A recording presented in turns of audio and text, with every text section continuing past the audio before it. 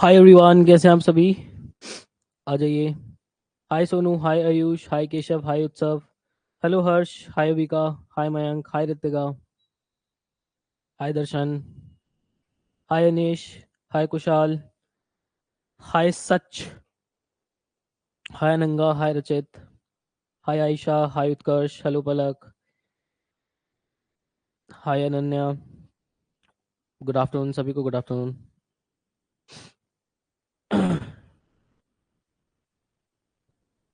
वो भी सर 1 घंटे में रिजल्ट्स हैं, एनजाइटी हो रहा है, क्यों चिंता कर रही हैं?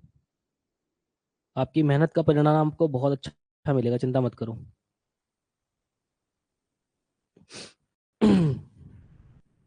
सर प्रैक्टिस क्लासेस कब से आएंगी सर? सिलेबस हो चुका है बट क्वेश्चंस प्रैक्टिस की अब बहुत ज़्यादा ज़रूरत है सर। मुझे पता है भाई, मुझे पता है कि अब आप लोगों के पेपर ख़त्म हो गए हैं और अब आप लोग जो है तांडव करोगे मेरे सर पे। मुझे सब कुछ पता है और सबकी सारी चीज़ों की प्लानिंग जो है वो मैंने ऑलरेडी की हुई है।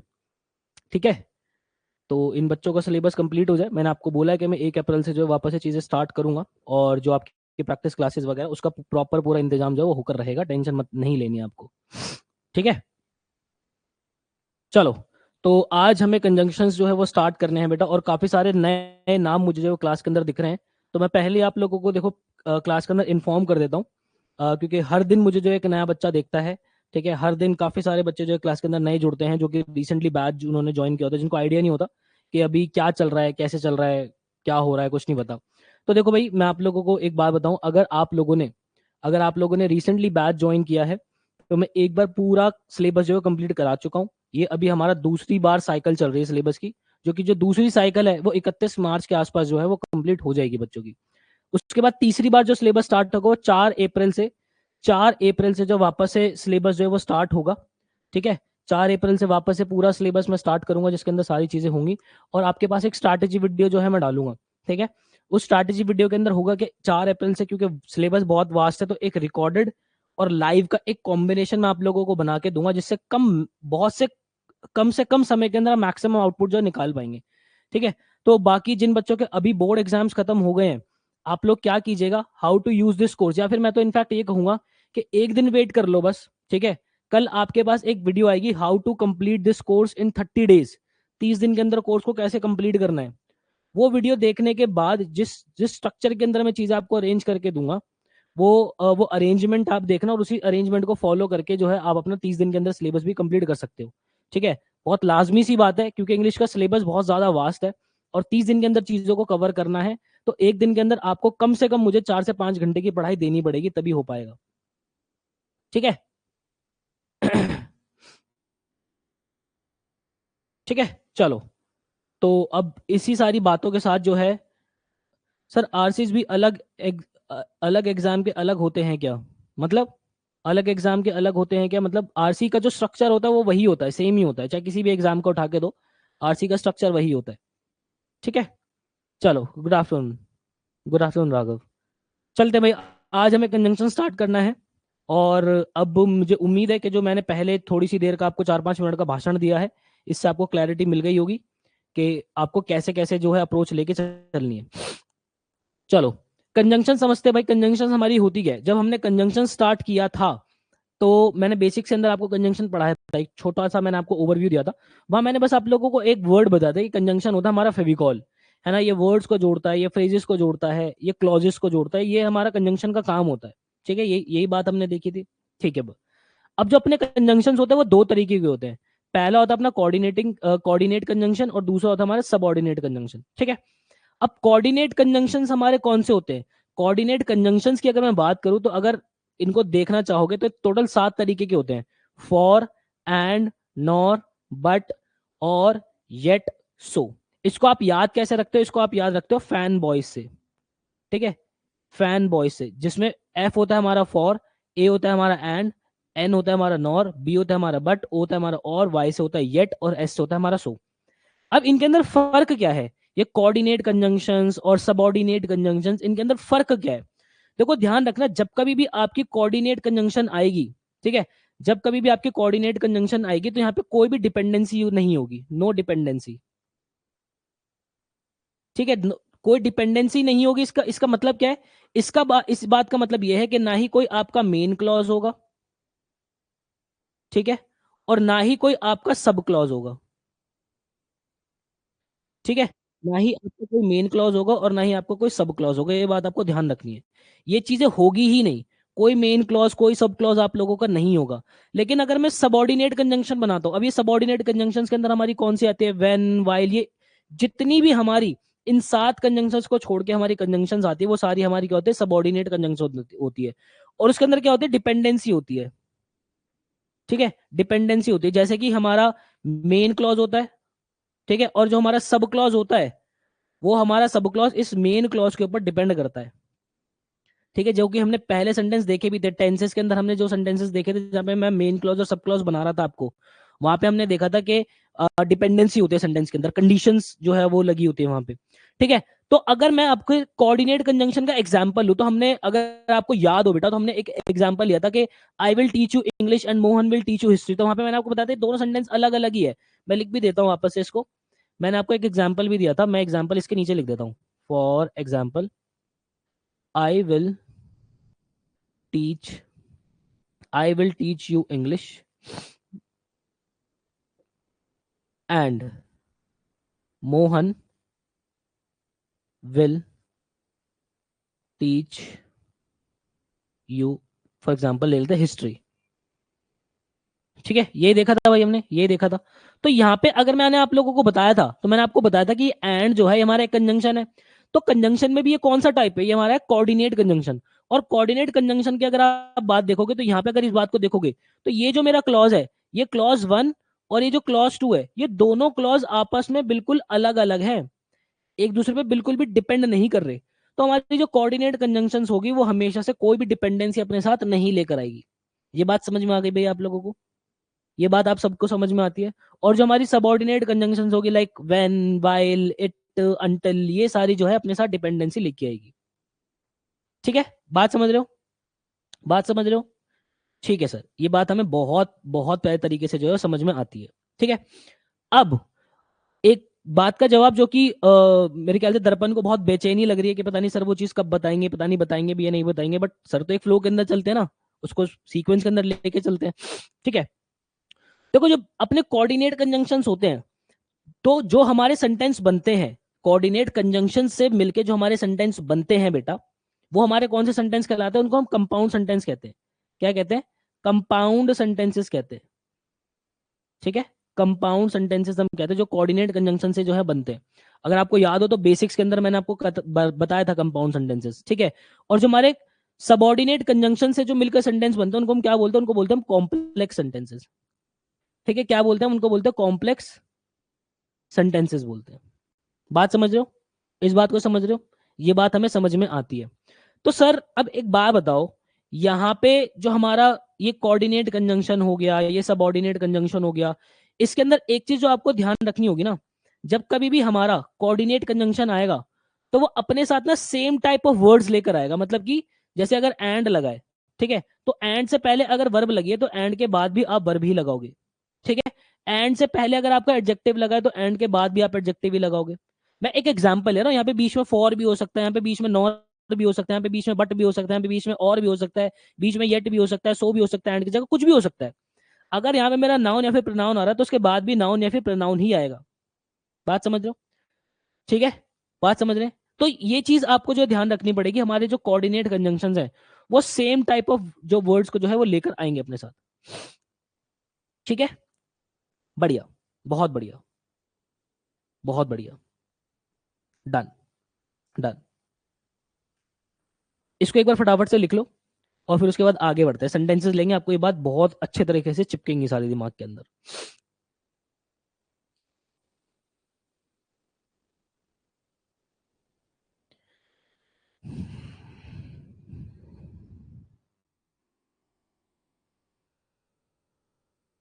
डन। चलो, अब जरा सेंटेंस लेते हैं। क्या लिखा है? लिखा है भाई, Rahul is rich but miser, so nobody likes his company. Rahul जो है अमीर है बट बहुत कंजूस है, इसलिए उसकी जो उसका जो साथ है वो कोई पसंद नहीं करता, ठीक है।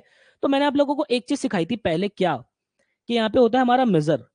जो हमारा मिजर होता है, जो इसको हम कंजूस कहते हैं, ये हमारा नाउन होता है ना। और इसके आगे हम एल वाई लगाते हैं, जब MISERLY, मेजरली जो होता है वो हमारा एडजेक्टिव होता है। ये बात हमें समझ में आ रही है। अब यहाँ पे मैंने सबसे पहले देखा राहुल इज रिच बट माइजर या miser, so nobody likes his company. यहाँ पे आप देख रहे हो ये बट, ये भी मेरा कंजंक्शन है, सो ये भी मेरा कंजंक्शन है। तो सर दो दो कंजंक्शन यहाँ पे क्या काम कर रहे हैं, इस बात को समझना पड़ेगा बहुत प्यारे तरीके से। इस बात को बहुत प्यारे तरीके से समझेंगे। तो देखो भाई, यहाँ पे ये जो बट है, मैंने आपको बताया था फैन बॉयज, तो ये मेरा क्या है, कोऑर्डिनेट कंजंक्शन है ना। This is my coordinate conjunction. भैया यही तो है ना, ये हमारी कोऑर्डिनेट कंजंक्शन है। और उसके बाद अगर मैं इस सो की बात करता हूं तो ये भी हमारी कोऑर्डिनेट कंजंक्शन है। तो यहाँ पे मांजरा क्या है, इस बात को समझते हैं। यहाँ पे अगर आप इस बट को देखोगे, बट से पहले क्या है मेरा, एडजेक्टिव है, रिच। भाई राहुल मेरा सब्जेक्ट हो गया, इज मेरा लिंकिंग वर्ब हो गया, तो रिच मेरा सब्जेक्ट कॉम्प्लीमेंट हो गया ना, एडजेक्टिव। तो उसके बाद जो मेरा मिजर आएगा, ये भी तो मेरा एडजेक्टिव ही आना चाहिए। लेकिन मिजर मेरा क्या होता है, नाउन। तो मुझे इसको क्या बनाना पड़ेगा, मुझे इसको बनाना पड़ेगा मिजरली, एडजेक्टिव बनाना पड़ेगा। अब ये बोलने में आपको जितना भी चटपटा लगे, जितना भी अजीब लगे, बट सही तो यही है। Rahul is rich but miserly, so nobody likes his company. बात समझ रहे हो। यहाँ पे ये जो सो है हमारा, ये हमारा इस वाले क्लॉज को और इस वाले क्लॉज को कनेक्ट कर रहा है। डन, ये बात समझ रहे हो भाई, ये बात समझ रहे हो। सर मिजरली हमारा एडजेक्टिव कैसे हो, याद है बेटा, कावर्ड मैंने बताया था नाउन, कावर्डली हमारा एडजेक्टिव होता है। वुमेन मैंने बताया था आपको, हमारा नाउन, वुमेनली हमारा जो है एडजेक्टिव होता है। याद आ रही वाली सारी चीजें। हाँ जी, बहुत बढ़िया। अब यहाँ पे जरा इस सेंटेंस को देखो क्या लिखा है, he ate a mango, some grapes and washed hand. उसने जो है, ये सेंटेंस हिंदी का अगर तुम मीनिंग देखोगे, हिंदी का मीनिंग क्या निकल रहा है, कि उसने जो है एक आम खाया, कुछ अंगूर खाए और हाथ धोए। यही यही बोला था, यही यही मीनिंग है इसका। ठीक है, मैं ना आपको जरा एक कन्वेंशन सिखाता हूँ, हमारी इंग्लिश की ना एक कन्वेंशन होती है। वो कन्वेंशन हमारी क्या होती है, उसको जरा समझते हैं। मैंने ऐसे बोला राहुल एंड मोनू, क्योंकि दो ही लोग हैं खाली, Rahul and Monu are playing cricket. ठीक है, ये मैंने एक सेंटेंस बोला। तो यहाँ पे सब्जेक्ट, क्योंकि हमारे पास दो थे, सब्जेक्ट अपने पास सिर्फ और सिर्फ दो ही थे, तो मैंने राहुल और मोनू के बीच में क्या लगा दिया, एंड लगा दिया।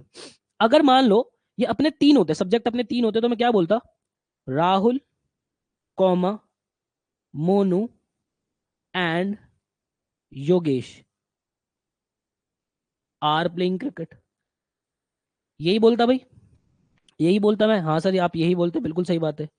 क्यों, क्योंकि यहाँ पे तीन लोग हैं, तो तीन लोग हैं तो हमारा क्या हो गया कि भाई राहुल, मोनू और योगेश, हम इन दोनों के बीच में तो क्या लगाते हैं, कॉमा लगाते हैं, फिर बाद में एंड लगाते हैं, है ना। यही हमारी कन्वेंशन होती है। अगर तुम इसको ध्यान से पढ़ोगे, इस सेंटेंस को ध्यान से पढ़ोगे, तो क्या लिखा है, he ate a mango, some grapes and washed hands. इसका मतलब क्या है कि उसने एक आम खाया, कुछ ग्रेप्स खाए और धुले हुए हाथ खाए। बात तो मतलब यही है ना कि भाई राहुल, मोनू एंड योगेश क्रिकेट खेल रहे हैं, तो इसका मतलब क्या है, उसने क्या खाया, उसने एक आम खाया, कुछ अंगूर खाए और धुले हुए हाथ खाए। भाई धुले हुए हाथ थोड़ी ना खा सकता है वो। तो हमें क्या करना है, हमें इस कन्वेंशन से जो है वो हटाना पड़ेगा इसको, ये गलत लिखा हुआ है। हमें क्या करना पड़ेगा, हमें एंड यहाँ पे लगाना पड़ेगा। तब हमें पता चलेगा कि उसने जो है एक आम खाया, कुछ ग्रेप्स खाए और फिर हाथ धोए। ये हाथ धोना अलग हो गया। अगर तुम कॉमा लगा के इसको जोड़ दोगे तो तीनों ही, ये जो वर्ब है इसके लिए भी आ रही है, इसके लिए भी आ रही है और इसके लिए भी आ रही है। फिर तो अगर कॉमा अटका रखा है तो तुमने, तो हमें से जो है वो कंजंक्शन लगा के अलग करना पड़ेगा। बात समझ रहे हो भाई। तो इसलिए हमें यहाँ पे क्या लगना पड़ेगा, एंड लगाना पड़ेगा। ठीक है, बढ़िया भाई, बहुत बढ़िया। सही है, सही है, सही है। उत्कर्ष कह रहे सर सो से पहले हमारा एडजेक्टिव आ रहा है, तो सो के बाद भी तो हमारा एडजेक्टिव ही आना चाहिए ना। बच्चे यहाँ पे जो सो है वो क्लॉज को जहाँ पे जोड़ रहा है ना, हमारे क्लॉजेस को भी तो जोड़ेगा। तो यहाँ पे उसको यूज भी तो देखना पड़ेगा कि वो यूज किस तरीके से हो रहा है। अगर वो सेंटेंसेस के बीच के अंदर है, क्लॉजेस के बीच के अंदर है, तो बिल्कुल same type of part of speech को जोड़ेगा। लेकिन जब वो यहाँ पे काम ही जो है वो दो क्लॉज को जोड़ जब वो यहाँ पे काम ही दो क्लॉज को जोड़ने के लिए करे, तो फिर वहां पे तो अपना बीच में कंजंक्शन आएगा ही ना। सर मिजर भी तो एडजेक्टिव होना चाहिए ना, तो सर तो फिर दर्पण हमारा वुमेन भी तो एडजेक्टिव होना चाहिए ना। वुमेन हमारा एडजेक्टिव होगा। ये बताओ भाई, है भाई? हमारा जो मैन है, वो मैन भी हमारा एडजेक्टिव होना चाहिए फिर तो। मैन हमारा एडजेक्टिव होना चाहिए उसके हिसाब से तो। बट मैन क्या है? नाउन है। ऐसे ही मिजर हमारा नाउन होता है, मिजरली हमारा एडजेक्टिव होता है। ठीक है, चलो अब आगे हम देखते हैं कि कोरिलेटिव कंजंक्शंस। कोरिलेटिव कंजंक्शंस हमारी कौन सी होती है? देखो, जो रिलेट करते हैं, मतलब कि ये, इसको आपको ऐसे ध्यान में रखना पड़ेगा, जो कि पैर के अंदर आते हैं साथ, अपने साथ हमेशा पैर के अंदर ही आएगी। जैसे कि ईदर के साथ आपका और का पेयर बनेगा ही बनेगा। मैंने आपको पहले भी बताया था कि ईदर के साथ आपका और का पेयर बनता है, जो कि मैं कंजंक्शंस के अंदर सिखाऊंगा। तो आज वो वक्त आ गया। नीदर के साथ आपका नॉर का ही पेयर बनेगा। Not only but also, not only के साथ बट ऑल्सो का पेयर बनता है। बोथ के साथ आपका एंड का पेयर बनता है। जो सबसे ज्यादा इंपॉर्टेंट है, ये चार है। सबसे ज्यादा इंपॉर्टेंट ये चार है। हालांकि कोरिलेटिव कंजंक्शंस हमारी बहुत सारी, जो कि मैं आपको कराऊंगा भी, लेकिन एग्जाम के अंदर एटलीस्ट ये तो आपके दिमाग के अंदर होनी ही चाहिए। ठीक है। और यहाँ पे जो है, ये सेम रैंक के वर्ड्स को अपने साथ लेकर आती है। मतलब कि अगर ईदर के साथ एडजेक्टिव आ रहा है, तो और के साथ भी एडजेक्टिव आएगा। अगर नीदर के साथ एडजेक्टिव आ रहा है, तो और के साथ भी एडजेक्टिव आएगा। अगर नॉट ओनली के साथ मान लो नाउन आ रहा है, तो यहाँ पे भी जो है नाउन या फिर प्रोनाउन कुछ आएगा। तो यहाँ पे क्या होगा कि जो कोरिलेटिव कंजंक्शंस होती है, ये अपने साथ जो है, अपने साथ सेम रैंक के वर्ड्स को लेकर आती है। ठीक है। दूसरी सबसे इंपॉर्टेंट चीज, इसका मतलब ये नहीं है कि यहाँ पे जो है ये पेयर के अंदर नहीं आ सकते, ये पेयर के अंदर भी आ सकते भाई। जैसे कि अगर मैं ध्यान से देखूं, अभी तो मैंने देखा कि हमारा और हो गया, ये नॉर हो गया, ये बट हो गया, ये एंड हो गया। ये क्या है? ये सारी मेरी कोऑर्डिनेटिंग कंजंक्शंस है। या भी हमने देखा ना, ये सारी हमारी जो है वो कोऑर्डिनेट कंजंक्शंस है। हमारा एंड, नॉर, बट और ये सब हमारी कोऑर्डिनेट कंजंक्शन है। तो ये अकेले भी आ सकते हैं, आने को ये अकेले भी आ सकते हैं, लेकिन जब कभी भी ईदर आएगा तो ईदर अपने साथ पेयर के अंदर आएगा। नीदर आएगा तो अपने साथ पेयर लेकर आएगा। नॉट ओनली आएगा तो बट ऑल्सो का पेयर लेकर आएगा। बोथ आएगा तो एंड का पेयर लेकर आएगा। ठीक है, बात आ रही समझ में? ये बात समझ रहे हो? अब बात ये आती है कि ये सेम रैंक के, जो मैंने आपको बोला, सेम रैंक के वर्ड्स लेकर आते हैं। क्यों? क्यों लेकर आते हैं सेम रैंक के वर्ड्स? तो सेम रैंक के वर्ड्स इसलिए लेकर आते हैं क्योंकि अगर आप इनको देखोगे, और, नॉर, बट, एंड, ये कौन सा है? ये हमारी कोऑर्डिनेट कंजंक्शंस है। और कोऑर्डिनेट कंजंक्शंस की क्वालिटी है कि ये सेम रैंक के वर्ड्स को होल्ड करते हैं। तो इसलिए यहाँ पे सेम रैंक के वर्ड्स को लेकर आते हैं। बात समझ रहे हो? आगे बहुत सारे पेयर्स अभी मैं आप लोगों को कराऊंगा, बट ये चार बहुत इंपॉर्टेंट है, जहां से अक्सर सवाल आप लोगों का बनता है। ठीक है। अब एक एक करके मैं क्वेश्चंस लूंगा, आपको बहुत प्यारे तरीके से चीजें जो है वो क्लियर समझ में आ जाएगी। ठीक है। सर आपकी तबीयत अभी ठीक नहीं लगी? नहीं, मैं ठीक हूँ, मैं बिल्कुल ठीक था। पता नहीं अभी एसी चलाया तो शायद इस वजह से जो है वो हो गया है, वो इसलिए लग रहा होगा। बाकी तो मैं ठीक हूँ, मैं ठीक ही था अभी तक, तो एकदम से हो गया पता नहीं क्या। कह रहे एनीवेज, आ जाओ। Rohan went to a shop and either bought a pen और अ पेंसिल। यहाँ पे सेंटेंस का मीनिंग क्या है? सेंटेंस ये कहना चाह रहा है कि रोहन जो शॉप पे गया, तो या तो उसने एक पेन खरीदा या उसने एक पेंसिल खरीदी, यही मतलब है। तो यहां अगर तुम उसको ध्यान से देखोगे, तो जो मेरा ईदर है, ईदर के साथ पहले हमें चेक करना है कि और आ रहा है, तो ईदर के साथ और तो आ रहा है। Step number 1 complete. अब हमें ये देखना है कि ईदर के साथ क्या लगा हुआ है। ईदर के साथ बॉट लगा हुआ है, तो मेरा वर्ब है। और के साथ क्या लगा हुआ है? और के साथ मेरा पेंसिल लगा हुआ है, जो कि मेरा क्या है? एक नाउन है। तो यहाँ पे ये गड़बड़ है। हमें क्या करना पड़ेगा? हमें ईदर के साथ भी जो है एक नाउन को जोड़ना पड़ेगा। तो हम क्या करेंगे? इस बॉट को उठा के क्या कर देंगे? यहां कर देंगे ईदर से पहले। तो ये सेंटेंस मेरा क्या बन जाएगा? Rohan went to a shop and bought either a pen और अ पेंसिल। तो ये जो ईदर है ना, इसके साथ भी मेरा क्या आ जाएगा? नाउन आ जाएगा बेटा।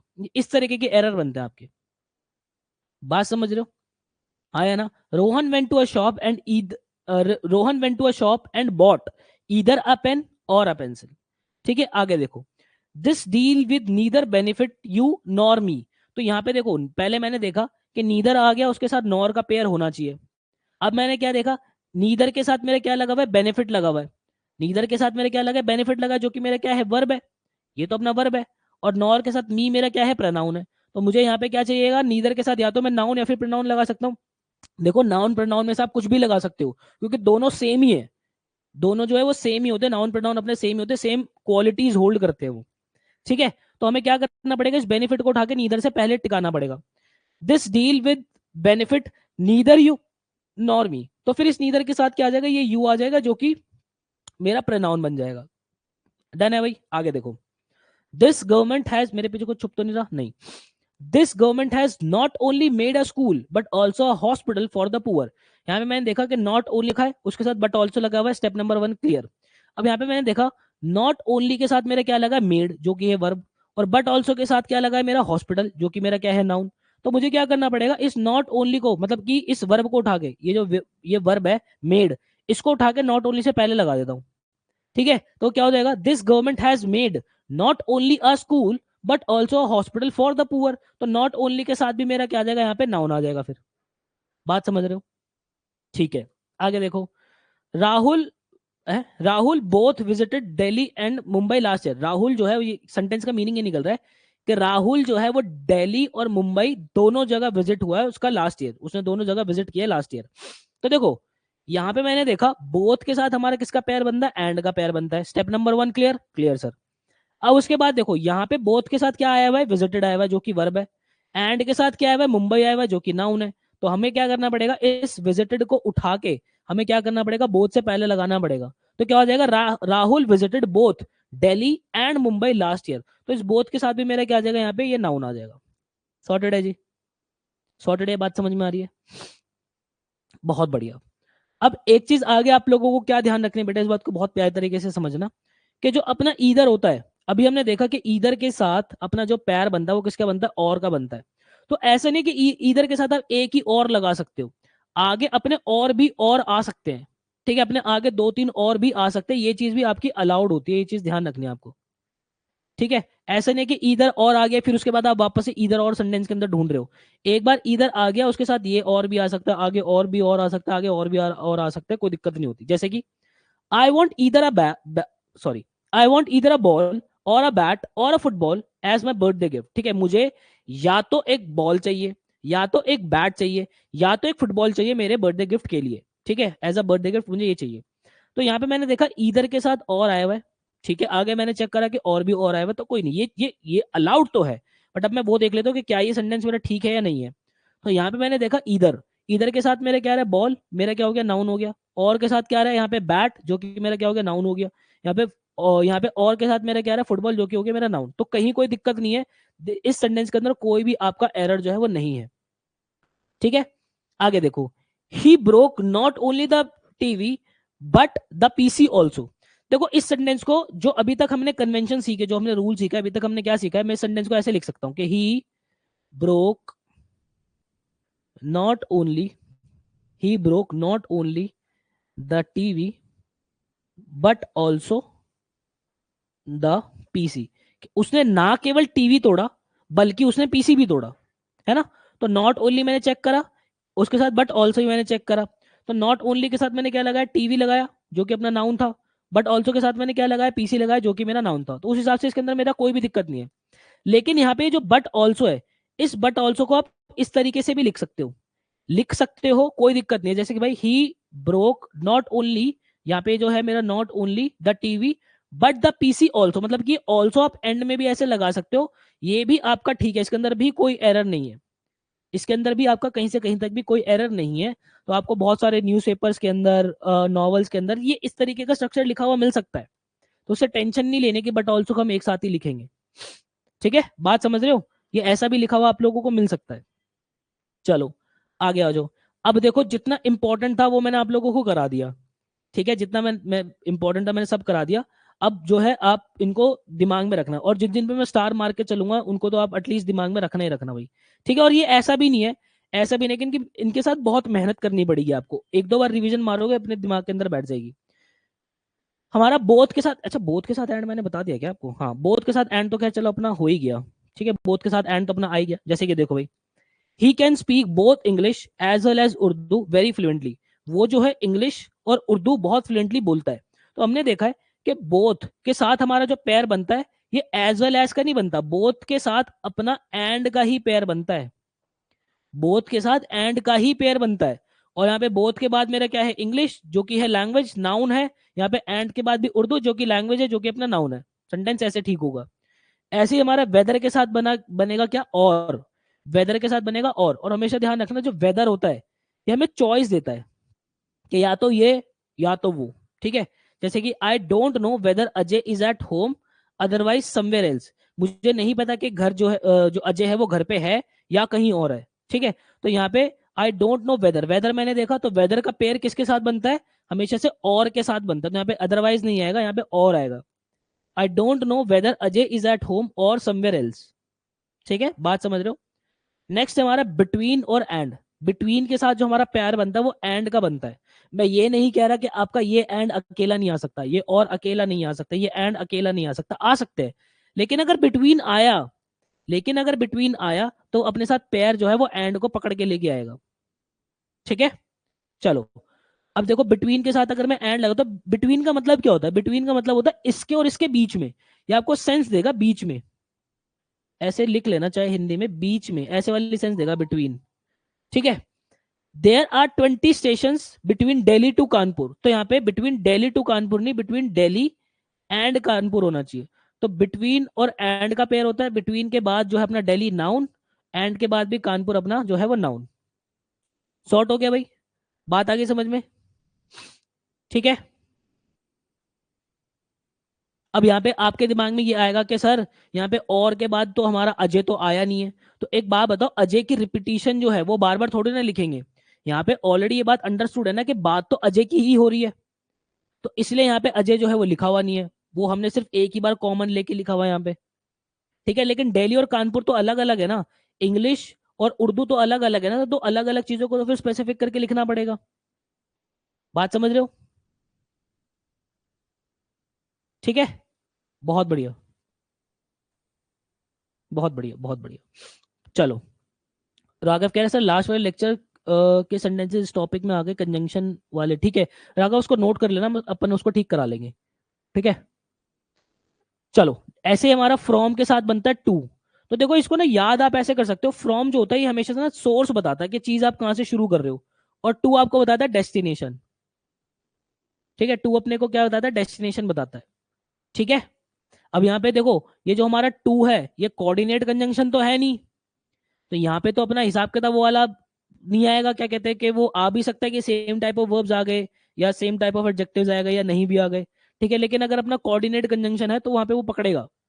We travel from Delhi and we travel from Delhi and Jaipur by bus in 6 hours, हम दिल्ली से जयपुर जो है वो ट्रैवल करते हैं 6 घंटे में बस में, ठीक है। तो फ्रॉम दिल्ली मेरा आ गया, तो यहाँ पे एंड नहीं क्या आएगा, मेरा टू आएगा, फ्रॉम दिल्ली टू जयपुर होगा, ठीक है। हार्डली स्कार्सली के साथ हमारा क्या आता है, वेन आता है, हार्डली और स्कार्सली के साथ अपना क्या आता है, वेन आता है बेटा, ठीक है।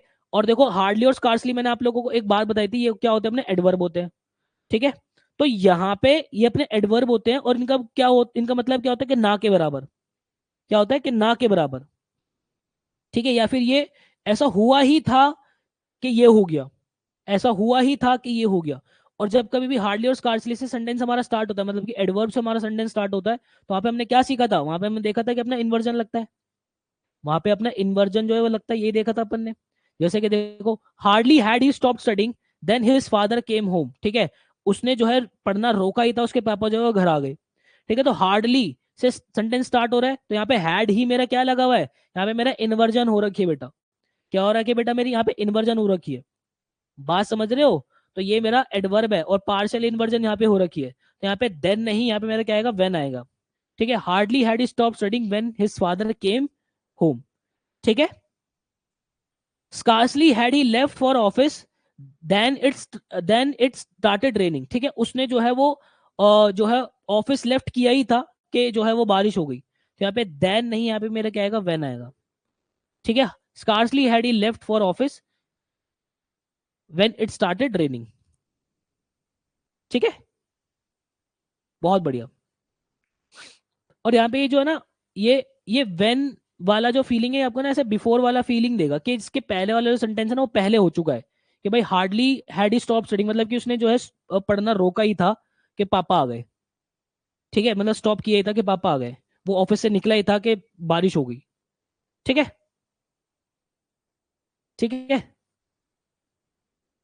स्कार्सली का मतलब क्या होता है, देखो हार्डली और स्कार्सली आपका ऐसे ना के बराबर भी सेंस देते हैं, और वैसे इसका मीनिंग ये भी निकलता है कि ऐसा हुआ ही था, ऐसा हुआ ही था कि वो हो गया, है ना, कि ये हुआ ही था जब ये हो गया, ऐसे वाली जब सेंस देते तो हम हार्डली स्कार्सली सब भी लगाते हैं, ठीक है।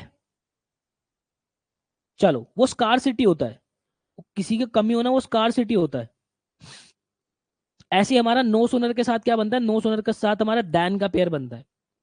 ठीक है, नो सुनर के साथ हमारा जो है दैन का पेयर बनता है। ठीक है भाई, और ये नो सूनर के साथ दैन का पेयर ना, हमें एज सून एज वाली फीलिंग देता है, एज सून एज, कि ऐसा हुआ कि तुरंत ही हो गया। जैसे कि as soon as did the thief see the cops then he started running. जैसे ही चोर ने कॉप्स को देखा वो भागना शुरू हो गया। मतलब कि दोनों एक्शन तुरंत हुए कि भाई पुलिस को देखो भागने शुरू हो गया, वैसे वाला। तो ये नो सूनर जो है ना, ऐसे वो बराबर वाली सेंस देता है, बराबर, है ना। नो सूनर मतलब कि एकदम तुरंत, एज सुन एज। इसको ना आप एज सुन एज से समझ सकते हो, एज सुन एज, जैसे ही उसने देखा वैसे ही भागना शुरू कर दिया। तो यहाँ पे हमारा जो है वो देन नहीं, यहाँ पे हमारा दैन वाला आएगा, THAN, दैन, THAN, दैन। बात समझ रहे हो? ठीक है भाई। देखो भाई, दैन और देन के अंदर ना बहुत कंफ्यूजन होती है आपको। एक होता है THAN वाला दैन, जो हमारा THAN वाला होता है यहाँ, ये हम लगाते हैं कंपैरिजन के लिए। ठीक है, कि Rahul is better than Raghav, है ना, तो वहां पे हम THAN वाला दैन लगाएंगे। एक होता है THEN वाला देन, उसका मतलब होता है कि फिर, ऐसे होता है फिर उसके बाद। ऐसे बोलते हैं ना कि भाई मैं पहले ऑफिस से निकला, then I took a left, तो देन मतलब कि फिर मैंने लेफ्ट लिया, THEN होता है वो। ठीक है, बात समझ रहे हो? हाँ सर। ऐसे ही एक होता है हमारा ऑल दो, या फिर दो, उसके साथ हमारा येट या फिर कॉमा वाला हम जो है पेयर बनाते हैं। येट भी आ सकता है, कॉमा भी आ सकता है। और ऑल दो और हमारा दो, इसका जो मीनिंग होता है ये होता है हालांकि।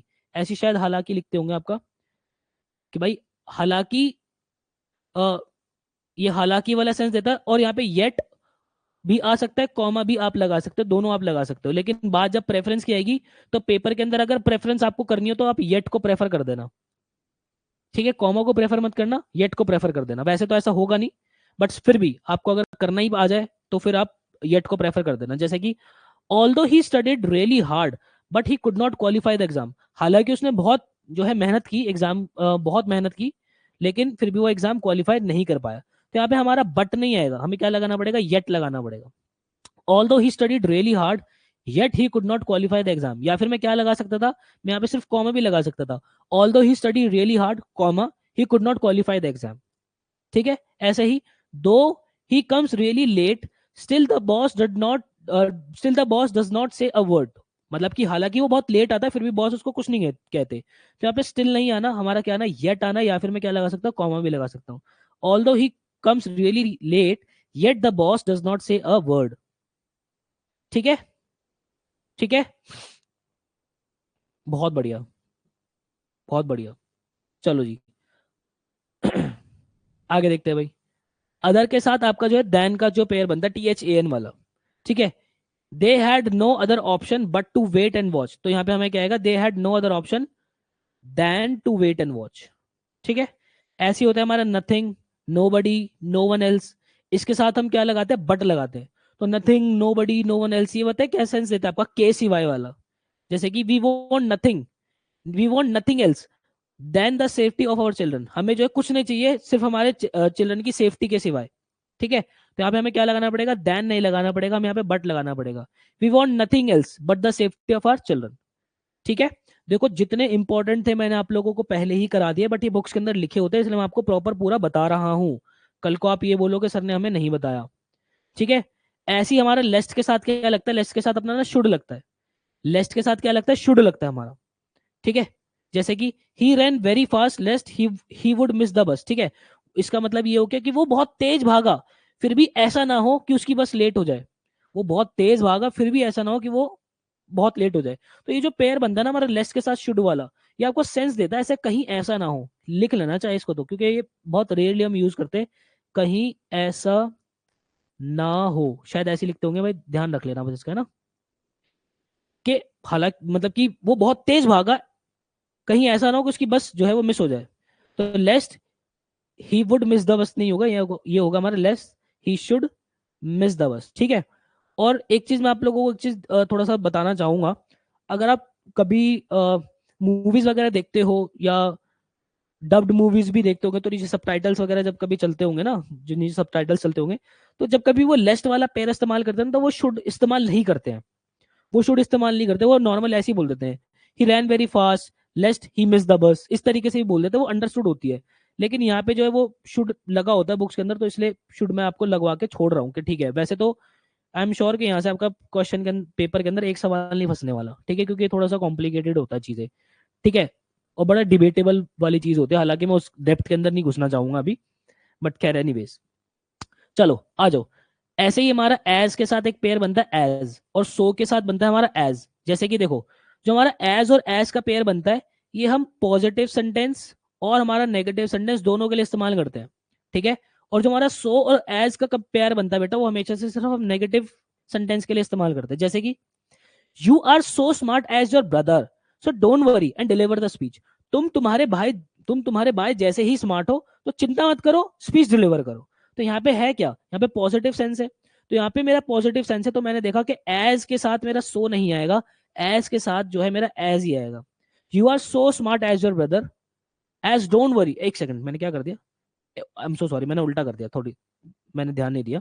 ये तो सो हमारा कंजंक्शन की तरह काम कर रहा है ना, ये वाला जो अपना कंजंक्शन की तरह काम कर रहा है, ये तो क्लॉजेस को जोड़ रहा है, ये वाला, और इन क्लॉजेस को जोड़ रहा है, ये रहा ना हमारा सो और एज का पेयर, तो ये दे रखा, you are so smart as your brother, तो हमें क्या करना पड़ेगा, you are as smart as your brother करना पड़ेगा, क्योंकि सेंटेंस हमारा पॉजिटिव है, ठीक है।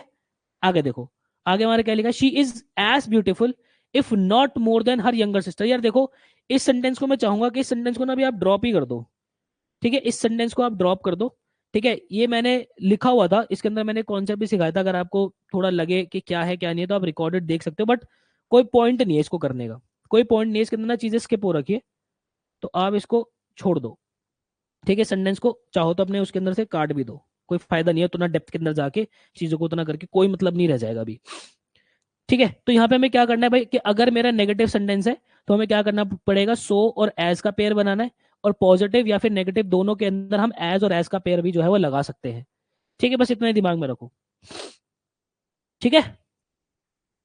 चलो आगे आ जाओ, आगे देखते हैं भाई। एक होता है हमारा पेयर सो के साथ दैट का, जो कि मैंने आपको जिक्र भी किया था कि सो के साथ हमारा दैट का पेयर बनता है, और एक टी डबल ओ के साथ हमारा टू का पेयर भी बनता है, टू के साथ टू का पेयर, मतलब टी डबल ओ के साथ टू का पेयर भी बनता है। तो सो और दैट का जो पेयर होता है बेटा, वो अपना पॉजिटिव और नेगेटिव दोनों स्टेटमेंट के लिए इस्तेमाल होता है, और जो हमारा टू और टू का पेयर होता है, ये सिर्फ और सिर्फ अपना नेगेटिव स्टेटमेंट के लिए इस्तेमाल होता है, और ये आपका एग्जाम पॉइंट ऑफ व्यू से इंपॉर्टेंट है बहुत ज्यादा, इसको लिख लेना भाई, ठीक है, ये इंपॉर्टेंट है। जैसे कि ये सेंटेंस मैंने आप लोगों को पहले भी कराया है, तो my grandfather is too weak that he can not climb the stairs alone. ये सेंटेंस क्या है, ये सेंटेंस मेरा नेगेटिव है, कि भाई मेरे ग्रैंड फादर इतने ज्यादा वीक है कि वो जो है वो स्टेयर्स अकेले नहीं चढ़ सकते, यही है। तो यहाँ तो देखो, मुझे सो के साथ दैट दिखाना होता, तो मैं क्या करूंगा, टू की जगह क्या कर दूंगा, सो कर दूंगा, कि माई grandfather is so week that, देखो सो के साथ मैंने दैट का पेयर बनाया, माई grandfather is so week that he can not climb the stairs alone, ये मेरा जो है सेंटेंस बिल्कुल ठीक होगा। या अगर मुझे टू को दिखाना है, अगर मैं ये दिखाना चाहता हूँ टू वीक, इस तरीके से, my grandfather is too weak to climb the stairs alone लिखना पड़ेगा, to climb the stairs alone, ऐसे लिखना पड़ेगा मुझे, ठीक है। तो यहाँ पे जो है, ये मेरा टू के साथ टू का पेयर बनता है, और ये हमेशा सिर्फ और सिर्फ नेगेटिव वो ही दिखाता है, सेंटेंस ही दिखाता है, ठीक है। सो के साथ तो देखो दैट जो मेरा आ रहा है, वो नेगेटिव भी दिखा सकता है, पॉजिटिव भी दिखा सकता है। जैसे कि यहाँ पे देखो नीचे सेंटेंस लिखा भी है, my grandfather is so weak to climb the stairs alone. तो यहाँ पे देखो, यहाँ पे मैं अगर मान लो ये मेरा एरर स्पॉटिंग के अंदर आ गया, तो मैं सो को चेंज करूँ या टू को चेंज करूँ। अगर मान लो मैं यहाँ पे दैट करूंगा, तो दैट करने से मुझे आगे की चीजें भी चेंज करनी पड़ेगी, कि दैट ही कैन नॉट भी लिखना पड़ेगा, क्लाइम द स्टेयर्स अलोन इस तरीके से। तो इससे अच्छा तो मैं यहाँ पे टू लिख दूं ना, my grandfather is too weak to climb the stairs alone, ठीक है। बात समझ रहे हो भाई, बात समझ रहे हो। तो बात जब कभी भी नेगेटिव सेंटेंस की होगी राघव, तो हमें प्रेफरेंस टू और टू वाले सेंटेंस को देनी है, ठीक है, क्योंकि थोड़ा सा जो है वो कंसाइज सेंटेंस आता है हमारा, समझे भाई, ठीक है। आगे चलते हैं भाई। ऐसे अपना पेयर बनता है, एक तो सच के साथ एज का और सच के साथ दैट का, सच के दो पेयर बनते हैं, सच के साथ एज और सच के साथ दैट। अगर इसका हिंदी मीनिंग अगर आपको क्लियर है, तो आपको कहीं कोई दिक्कत जो है वो नहीं आने वाली। तो यहाँ पे है क्या, अगर मैं सच के साथ एज का पेयर बनाता हूं, तो यहाँ पे जो मीनिंग निकलता है वो निकलता है जो, जिसको, जिसकी, जिसने, इस तरीके से। और इन चीजों की कैटेगराइजेशन करता है, ऐसे कैटेगरी की तरह तरीके से बांटेगा, वो भी सेंटेंस के हिसाब से आपको समझ में आ जाएगी। और सच के साथ जब कभी दैट आएगा, तो यहाँ पे जो दैट है ये की वाला सेंस निकालेगा, ये चीजों को स्ट्रेंथन करेगा। ठीक है, बात समझ रहे हो? तो देखते हैं जरा सेंटेंस को, एक एक सेंटेंस लेके, और आपको बहुत जो है क्लियर यहाँ पे समझ में आ जाएगी।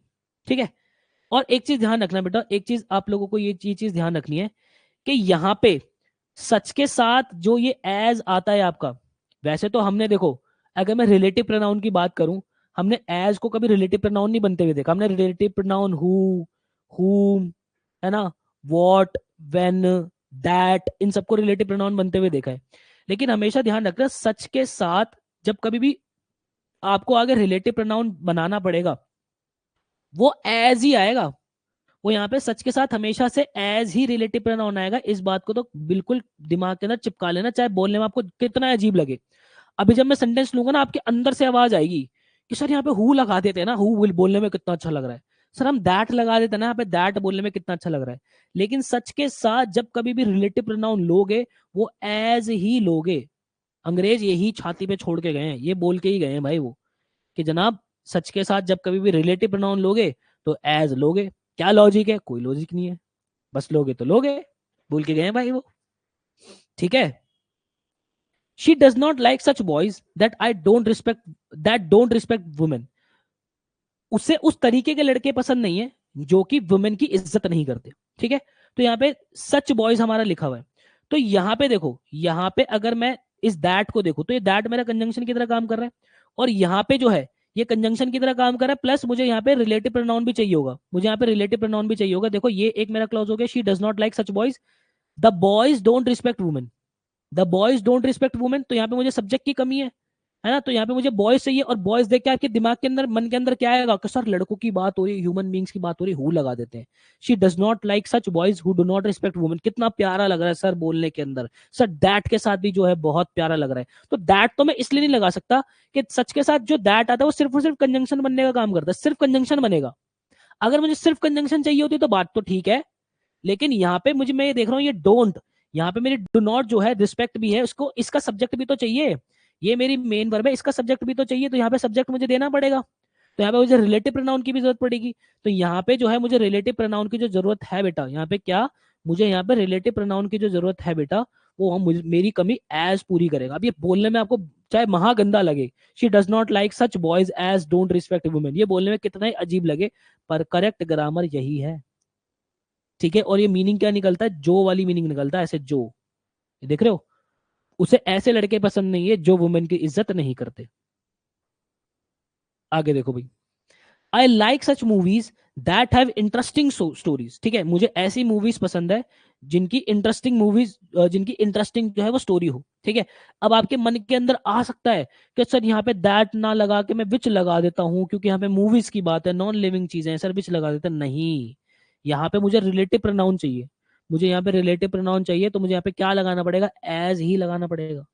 और इसका मीनिंग क्या निकलेगा? जिनकी, है ना, मैंने बोला ना, जो, जिसकी, जिनकी, जिसने, ऐसे वाली सेंस निकलती है। मुझे ऐसी मूवीज पसंद है जिनकी इंटरेस्टिंग स्टोरीज हो। ठीक है, आगे देखो, शी सिंग्स इन अ सच, मेरे पीछे थोड़ा छुप रहा होगा, एक सेकंड रुको जरा। हाँ, she sings in such a sweet voice as everybody appreciates him. ठीक है, वो इतनी अच्छी मधुर आवाज के अंदर गाती है कि हर कोई उसे अप्रिशिएट करता है। तो यहाँ पे मुझे सिर्फ और सिर्फ कंजंक्शन की जरूरत है, मुझे रिलेटिव प्रोनाउन की जरूरत नहीं है। और सेंस क्या चाहिए? की वाली सेंस चाहिए, तो यहाँ पे तो हमारा दैट ही लगेगा। She sings such a sweet voice that everybody appreciates her. ठीक है, वो इतनी मीठी आवाज, इतनी मधुर आवाज के अंदर गाती है कि हर कोई उसे अप्रिशिएट करता है। तो यहाँ पे सच के साथ देखो, सच के साथ क्या है? सच के साथ दो चीजें हैं, या तो अगर आपको रिलेटिव प्रोनाउन चाहिए होगा तो आप एज लगाओगे, और अगर आपको कंजंक्शन चाहिए तो आप दैट लगाओगे। और रिलेटिव प्रोनाउन चाहिए या नहीं चाहिए, इसका जवाब कौन देगा? इसका जवाब प्रोनाउन देगा, प्रोनाउन का चैप्टर देगा। ठीक है, इतनी जो मेहनत करी ना प्रोनाउन के चैप्टर के अंदर, वो मेहनत जो है ना बेटा, जिंदगी भर तुम्हें बहुत बच्चों से आगे रखेगी। ठीक है, जिंदगी भर बच्चों से याद रखेगी। सर ये याद नहीं रहता, कभी भी याद नहीं रहता, तो बच्चे वो करनी है ना, रिवीजन करनी है। ठीक है, देखो मैं आप लोगों को एक बार बताता हूँ, जितना हमने पूरी ग्रामर को पढ़ा है, आपके CUET के अंदर उसका सिर्फ और सिर्फ 60% ही पूछा जाएगा, जो कि अगर आप लेक्चर उठा उठा के देखोगे तो मैं आपको बता देता हूँ कि ये एग्जाम पॉइंट ऑफ व्यू से रिलेवेंट है या नहीं है या नहीं है, बता देता हूँ, बताता हुआ चलता हूँ। उतनी ही सीमा है CUET की। बट इंग्लिश के साथ सबसे बड़ा चैलेंज ये आता है बेटा कि इंग्लिश जो है बाकी डोमेन सब्जेक्ट्स की तरह डिफाइंड नहीं है आपका, ना ही एनटीए के सिलेबस ने डिफाइन करके दिया हुआ। अगर एनटीए का सिलेबस डिफाइंड फॉर्मेट में आ जाए जिस दिन, उस दिन अपने लिए बहुत इजी हो जाए। और ऐसा नहीं है कि सर फिर अगर डिफाइंड नहीं है तो सर आप प्रीवियस ईयर पेपर के हिसाब से पढ़ा दो ना। तो अगर प्रीवियस ईयर पेपर के हिसाब से भी अगर मैं पढ़ाऊं आपको, तो 2022 के अंदर उसने बहुत अलग तरीके से चीजें पूछी है, 2023 के अंदर बहुत ग्रामर पूछ ली, क्या करूं? समझ रहे हो?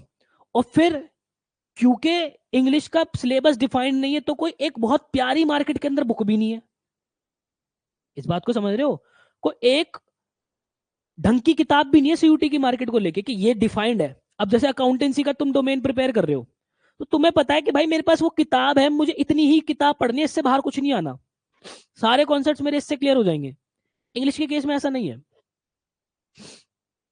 तो इसलिए मुझे सब कुछ पढ़ाना पड़ता है कि मेरा जो बच्चा हो कल को उसको ये ना लगे कि यार भूपेंद्र भैया ने तो सारी चीजें पढ़ाई नहीं। ठीक है? और इंग्लिश के साथ सबसे बड़ा चैलेंज है कि चीजें डिफाइन भी नहीं है, कुछ डिफाइन नहीं कर रखा उन्होंने, इतना वेग सिलेबस उन्होंने उठा के दे रखा है ना। वर्बल एबिलिटी लिख के छोड़ दिया। अरे भाई वर्बल एबिलिटी को डिफाइन तो कर दे कि क्या है वर्बल एबिलिटी, तू किस हद तक पूछेगा ये तो बता दे। नहीं बताते, मेल भी डाला हुआ है, रिप्लाई नहीं करते। तो इंग्लिश और जनरल टेस्ट जो है ना, ये बहुत वास्ट सिलेबस है इनका, आपका बहुत वास्ट सिलेबस है। ये बाकी डोमेन, इसको इनको तो डोमेन के तराजू के अंदर रखना भी मत तुम लोग कि डोमेन है, डोमेन तो सर इतना आसान है, इंग्लिश जो है इतना मुश्किल कर दिया। कहां से मुश्किल कर दिया भाई? और अभी तो सबसे बड़ा चैलेंज जो मेरे पास आएगा वो ये आएगा, अगले अगले 1 डेढ़ महीने जो बच्चे पढ़ेंगे उनके साथ, क्योंकि तुम लोग तो भाई फ्री हो गए ऑलमोस्ट ऑलमोस्ट, ये लगा लो मैंने बहुत सी चीजें तुम लोगों को करा दी है। तुम्हारा अगला 1 डेढ़ महीना बहुत सुकून में निकलेगा। लेकिन जो बच्चे अब आगे उठेंगे, बिल्कुल शुरू करेंगे, तुम देखो उन्होंने कितनी चीजें करनी है जबकि चीजें डिफाइंड नहीं है। ठीक है? और मुझे उन्हें बहुत सहजता से लेके चलना पड़ेगा। हो सकता है जिस दिन तुम पेपर देकर आओ तुम मुझे ये बोलो कि सर हमने इतनी वास्ट लेवल पे ग्रामर पढ़ी है, उसने उसने ग्रामर नहीं पूछी है, उसने ग्रामर नहीं पूछी। वो ये भी कर सकता है, हो सकता है वो भर के ग्रामर पूछ ले। तो उन्होंने कुछ डिफाइन किया ही नहीं है बेटा। इसलिए मुझे हर एक चीज को जो है वो बहुत थॉरली एनालाइज करके, और मैं किसके आधार पर एनालाइज करूंगा? मैं हमेशा से देखो चीजों को कुछ आधार मान के चलता हूँ। मेरा आधार होता है जो आपके पैरेलल पेपर चल रहे होते हैं क्लास 12 के, क्राइस्ट यूनिवर्सिटी का पेपर होता है, एनपैट का पेपर होता है, जिपमैट का पेपर होता है, इन सारे यूनिवर्सिटी, आईपी यूनिवर्सिटी का पेपर होता है, इनके पेपर को उठा के एनालाइज मैं करता हूँ। ठीक है? कि किस लेवल तक जो है वो पूछ रहा है। ठीक है? और इसी वजह से मैं सारी चीजों को कवर करता हुआ चलता हूँ। ठीक है? आगे आ जाओ भाई। ऐसे ही अपना जो है एस के साथ, आपको मैंने बताया कि एस के साथ जो आपका सो होता है ये एक रॉन्ग पेयर होता है, एस के साथ आपका सो का पेयर नहीं बनता। ठीक है? मैंने आपको एस के साथ बताया है कि आपका एस के साथ एस का पेयर बनता है और सो के साथ एस का पेयर बनता है। एस के साथ सो का पेयर नहीं बनाओगे, सो के साथ एस का पेयर बनेगा, एस के साथ सो का पेयर नहीं बनता। इस बात का ध्यान रखना आपको। ठीक है? बात आ रही समझ में भाई? समझ रहे हो? चलो, ऐसे ही हमारा दैट के साथ हाउ, वाई, वेयर, व्हेन, ये सब हम नहीं लगाते, एक ना इफ भी ऐड कर लेना इसके अंदर, है ना? दैट के साथ हम if, how, why, where, when ये सब हम नहीं लगाते। जैसे कि सेंटेंस ले तो आपको क्लियर होगा, as I know him very well so I can vouch for his character. Vouch मतलब गारंटी लेना, है ना? कि मैं इसको बहुत अच्छे से जानता हूँ तो मैं इसके कैरेक्टर की गारंटी लेता हूँ। ठीक है? तो यहाँ पे है क्या, अगर तुम इसको देखोगे, as I know him so well, as I know him very well so I can vouch for his character. तो यहाँ पे है क्या, ये हमारा सो बना हुआ है, सो लगा हुआ है। ठीक है? और इसके साथ अपना एज लगा हुआ है। तो कभी भी एज के साथ आपका सो का पेयर नहीं बनता। ठीक है? यहाँ पे आपको नॉर्मल क्या बनाना, कॉमा लगाना खाली, as I know him very well comma I can watch for his character. ठीक है? आगे देखो, he asked me that if I had attended Bhupendra batch. उसने मुझसे पूछा कि क्या मैंने भूपेंद्र का बैच जो अटेंड किया है या नहीं किया। ठीक है? तो यहाँ पे देखो, he asked me that if, अगर तुम दैट इफ को देखोगे तो दैट मेरा अलग कंजंक्शन हो गया, इफ मेरा अलग कंजंक्शन हो गया। अगर मेरे दो कंजंक्शन आ रहे हैं बेटा, तो यहाँ पे होगा क्या, फिर क्लॉजेस भी 3 होने चाहिए, पर यहाँ तो 2 ही क्लॉज है। ही आस्क्ड मी, ये मेरा एक क्लॉज है, और आई हैड अटेंडेड भूपेंद्र बैच, ये एक क्लॉज है। तो यहाँ पे 2 कंजंक्शन क्यों लगा रहे हैं? यहाँ पे एक ही हमें कंजंक्शन जो है लगाना पड़ेगा। तो यहाँ पे क्या हमें लगाना पड़ेगा? सिर्फ। तो देखो यहाँ पे उसने ये बोला ना कि उसने मुझसे पूछा कि क्या मैंने जो है भूपेंद्र का बैच ज्वाइन किया है या नहीं किया। तो इसने जो है यहाँ पे क्वेश्चन भी पूछा है, यहाँ पे एक सवाल भी पूछा उसने, तो ये हमारा इफ कंजंक्शन यहाँ पे आएगा। तो हमें क्या लगाना पड़ेगा? He asked me if I had attended Bhupendra's batch. ठीक है, क्योंकि हमें ये क्या वाली सेंस है। आगे देखो, he asked me that why I slapped Rohan. उसने मेरे से पूछा कि मैंने रोहन को थप्पड़ क्यों मारा। तो यहाँ पे दैट के साथ वाई नहीं लगाना, हमें सिर्फ और सिर्फ वाई लगाना है, क्योंकि यहाँ पे सवाल है ना। उसने मेरे से पूछा कि मैंने रोहन को थप्पड़ क्यों मारा। समझ रहे हो? he asked me when he asked me that when he was in Delhi he met Rahul Gandhi. उसने जो है, अच्छा, he asked नहीं, he said, उसने मुझे कहा कि जब वो दिल्ली में था वो राहुल गांधी से मिला। तो यहाँ पे हमें दैट नहीं, हमें वेन लगाना पड़ेगा खाली, कि जब वो दिल्ली में था वो राहुल गांधी से मिला। ठीक है, इस वेन को उठा के बीच में भी लगा सकते हो। ठीक है, when he was in Delhi when he met Rahul Gandhi, इस तरीके से भी लिख सकते हो। Although although he was present there yet he did not support us. ठीक है, तो ऑल्दो के साथ तो हमारा येट का पेयर आता ही है, इसके अंदर अपना कोई भी एरर नहीं है। अभी हमने सीखा था कि ऑल्दो के साथ अपना येट का पेयर आता है, तो इसके अंदर अपना कोई भी एरर नहीं है बेटा। ठीक है, तो सर मतलब दैट के साथ डब्ल्यू एच वर्ड नहीं आएगा, दैट के साथ डब्ल्यू एच वर्ड नहीं आता अपना कोई भी। ठीक है, हमें ये ध्यान रखना है कि सेंटेंस अगर हमारा सवाल पूछ रहा होगा कोई, ठीक है, तो वहां पे हम सिर्फ वो डब्ल्यू एच फैमिली ही लगाएंगे, वो दैट नहीं लगाएंगे। ठीक है, चलो, तो ये था अपना कंजंक्शन का पहला लेक्चर। और अभी जो है वो 5 मिनट का मैं आप लोगों को ब्रेक देता हूँ, फिर 5 मिनट बाद हम लेक्चर नंबर 2 भी स्टार्ट करते हैं। ठीक है भाई, आप लोग भी बॉडी स्ट्रेच कर लो, किसी को वॉशरूम वगैरह होकर आना है होकर आओ, और फिर लेक्चर नंबर 2 स्टार्ट करते हैं।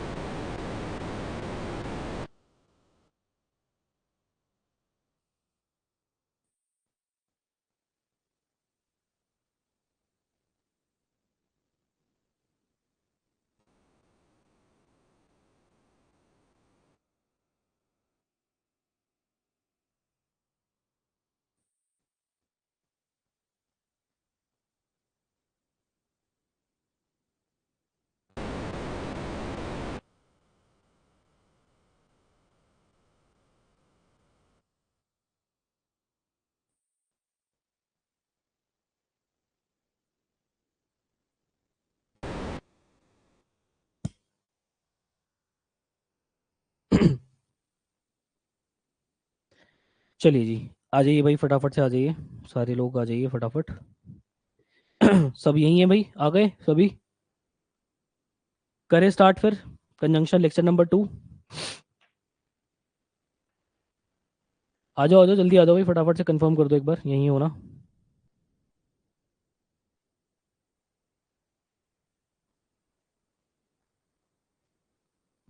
चलो। तो अब हमें कुछ और कंजंक्शंस जो है वो जाननी है, जो कि मीनिंग बेस्ड चलती हैं सारी, है ना? वो मीनिंग आपके दिमाग में है तो आप क्लियरली उसको कर लेते हो। और ये अक्सर ना फिल इन द ब्लैंक्स के अंदर आती है आप लोगों की। ये मान लो ये सेंटेंस दे दिया, यहाँ पे एक डैश डाल दिया, और चार ऑप्शन के अंदर आपको दे दिया टिल, अनटिल, अनलेस, और एक और दे दिया आपको मान लो कोई। तो अब ये साउंड सेम सेम सी करते हैं ना, आप कंफ्यूज रहते हो कि यार ये इसके अंदर अब क्या लगा दूं मैं, है ना? तो इसका मीनिंग होता है, सबका एक कुछ ना कुछ जो है मीनिंग होता है। वो मीनिंग क्या है? टिल का मतलब होता है जब तक, ठीक है? और अनटिल का मतलब होता है जब तक नहीं। मतलब कि आप ये जान लो कि अनटिल के अंदर ना, अनटिल के अंदर जो अपना नहीं है वो इनबिल्ट होता है। इसके अंदर जो हम अपना नहीं लगा लो या नॉट लगा लो, ये इनबिल्ट होता है, ठीक है? अंदर ही छुपा होता है इसके। अनलेस जो होता है, अनलेस का मतलब होता है अगर नहीं, ठीक है? अगर नहीं। इसके अंदर भी जो अपना नॉट है वो ऑलरेडी अंडरस्टूड होता है। इसके अंदर भी नॉट अपना ऑलरेडी अंडरस्टूड होता है, कि अगर अनलेस लगाए अनटिल लगाए, तो यहाँ पे दोनों के अंदर क्या है, नॉट तो होगा ही होगा, लेकिन मीनिंग क्या है? इसका मतलब होता है जब तक नहीं, इसका मतलब होता है अगर नहीं। अभी क्या मतलब इसको जरा और समझते हैं। उससे पहले एक चीज ध्यान रखना, यहाँ पे जो अनटिल है ये अपने टाइम के साथ बाउंडेड होता है। ये कैसे बाउंड होता है इसको भी जरा समझेंगे अभी। देखो भाई, please do not play loud music dash I am studying here. तुम्हें कहने का तुम कहना क्या चाहते हो? तुम कहना ये चाहते हो कि भाई यहाँ पे लाउड म्यूजिक मत बजाओ जब तक मैं पढ़ रहा हूं। जब तक मैं पढ़ रहा हूं तब तक यहाँ पे लाउड म्यूजिक मत बजाओ, है ना? सेंटेंस पूरा क्या है? लाउड म्यूजिक मत बजाओ जब तक मैं पढ़ रहा हूं। तो हमें उस हिसाब से क्या लगाना है? टिल लगाना है, और टिल ही हमारा करेक्ट है। बच्चे के दिमाग में क्या आता है? अनटिल भी आता है कि सर अनटिल लगा देते हैं। तो इसका मतलब क्या है? इसका मतलब है जब तक नहीं। इसका मतलब क्या है? अगर तुम अनटिल लगा दो इसका मतलब क्या है? जब तक नहीं। तो उसका मीनिंग क्या निकलेगा? कि भाई लाउड म्यूजिक मत बजाओ जब तक मैं नहीं पढ़ रहा। अगर तुमने अनटिल लगा दिया, अगर तुमने अनटिल लगा दिया और टिल नहीं लगाया, तुमने अनटिल लगा दिया, तो तुम्हारे दिमाग में क्या आएगा? लाउड म्यूजिक मत बजाओ जब तक मैं पढ़ नहीं रहा। तो इसका मीनिंग क्या कन्वे करोगे? कि जैसे ही मैं पढ़ने बैठ तो लाउड म्यूजिक बजा देना। अनटिल से तो यही मीनिंग निकलेगा ना, कि जैसे मैं पढ़ने बैठू लाउड म्यूजिक बजा देना, क्योंकि जब तक मैं नहीं पढ़ रहा तुम लाउड म्यूजिक मत बजाओ। तो हमें सेंस क्या देना है? हमें सेंस यहाँ पे देना है कि जब तक मैं पढ़ रहा हूँ लाउड म्यूजिक मत बजाओ। तो यहाँ पे हमें क्या लगाना है? यहाँ पे अपा टिल लगाएंगे। समझ रहे हो इस बात को? इंपॉर्टेंट है ये बात, समझ नहीं आती। टिल और until same same same same सा लगता है, कि don't play music till I am studying here, या don't play music until I am studying here. Sir दोनों बात तो सेम ही लग रही है, मीनिंग का फर्क भी तो है दोनों के अंदर, वो तो जान लो। ठीक है, क्लियर होगा? आगे देखो। I will wait here for you dash the sun rises. मैं तुम्हारा यहाँ पे इंतजार करूंगा जब तक सूरज नहीं निकल जाता। क्या? जब तक सूरज नहीं निकल जाता, यही सेंस देना है मुझे। जब तक सूरज नहीं निकल जाता मैं यही इंतजार करूंगा तुम्हारा, है ना? तो हमें ये क्या देना पड़ेगा? अनटिल देना पड़ेगा।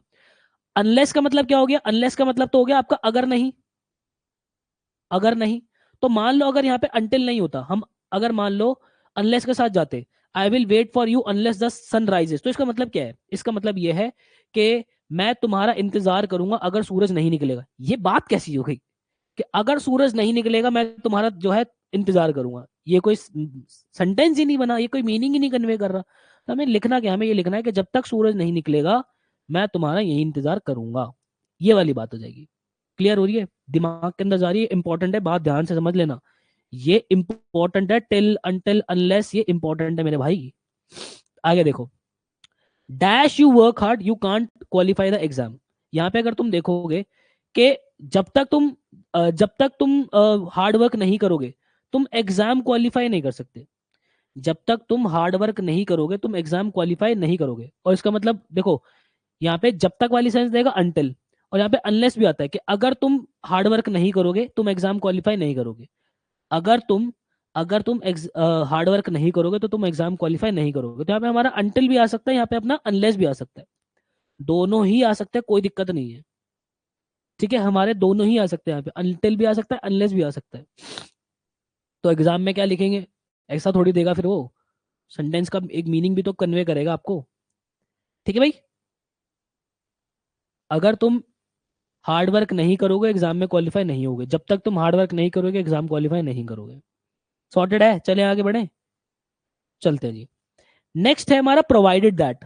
ठीक है, या देखो, या तो प्रोवाइडेड लिखा होगा या प्रोवाइडेड दैट लिखा होगा, दोनों ही लिखे होंगे।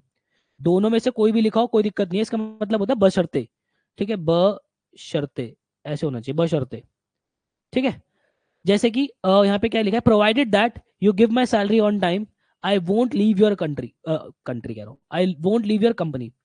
कि जब तक तुम मेरी सैलरी, मतलब बशर्ते तुम मेरी सैलरी टाइम पे दोगे, मैं तुम्हारी कंपनी जो है लीव नहीं करूंगा। बशर्ते तुम मेरी सैलरी टाइम पे दोगे, मैं तुम्हारी कंपनी लीव नहीं करूंगा। इसके अंदर मेरा कोई भी एरर नहीं है। ठीक है, ऐसे ही अब हमारा मीनिंग फंसता है, जो एक होता है इफ, एक होता है इफ या फिर वेदर, एक होता है वेदर के साथ हमारा और का जो पेयर बनता है।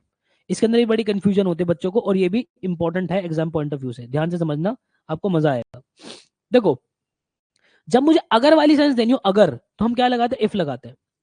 अगर मुझे क्या वाली सेंस देनी होती है ना, क्या, तो उस केस के अंदर हम इफ भी लगा सकते हैं, हम वेदर भी लगा सकते हैं।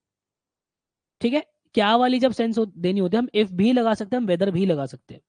ठीक है, और वेदर के साथ हमारा और का पेयर आता है, जैसे कि dash you come late, I will inform your parents. अगर तुम लेट आए तो मैं तुम्हारे पेरेंट्स को मैं तुम्हारे पेरेंट्स को जो है वो इन्फॉर्म करूंगा। ठीक है, तो यहाँ पे हमें क्या करना पड़ेगा, अगर, तो हमें इफ लगाना है, if you come late I will inform your parents, अगर वाली सेंस देनी है। आगे देखो भाई, ही आज the people dash anyone had seen her his daughter.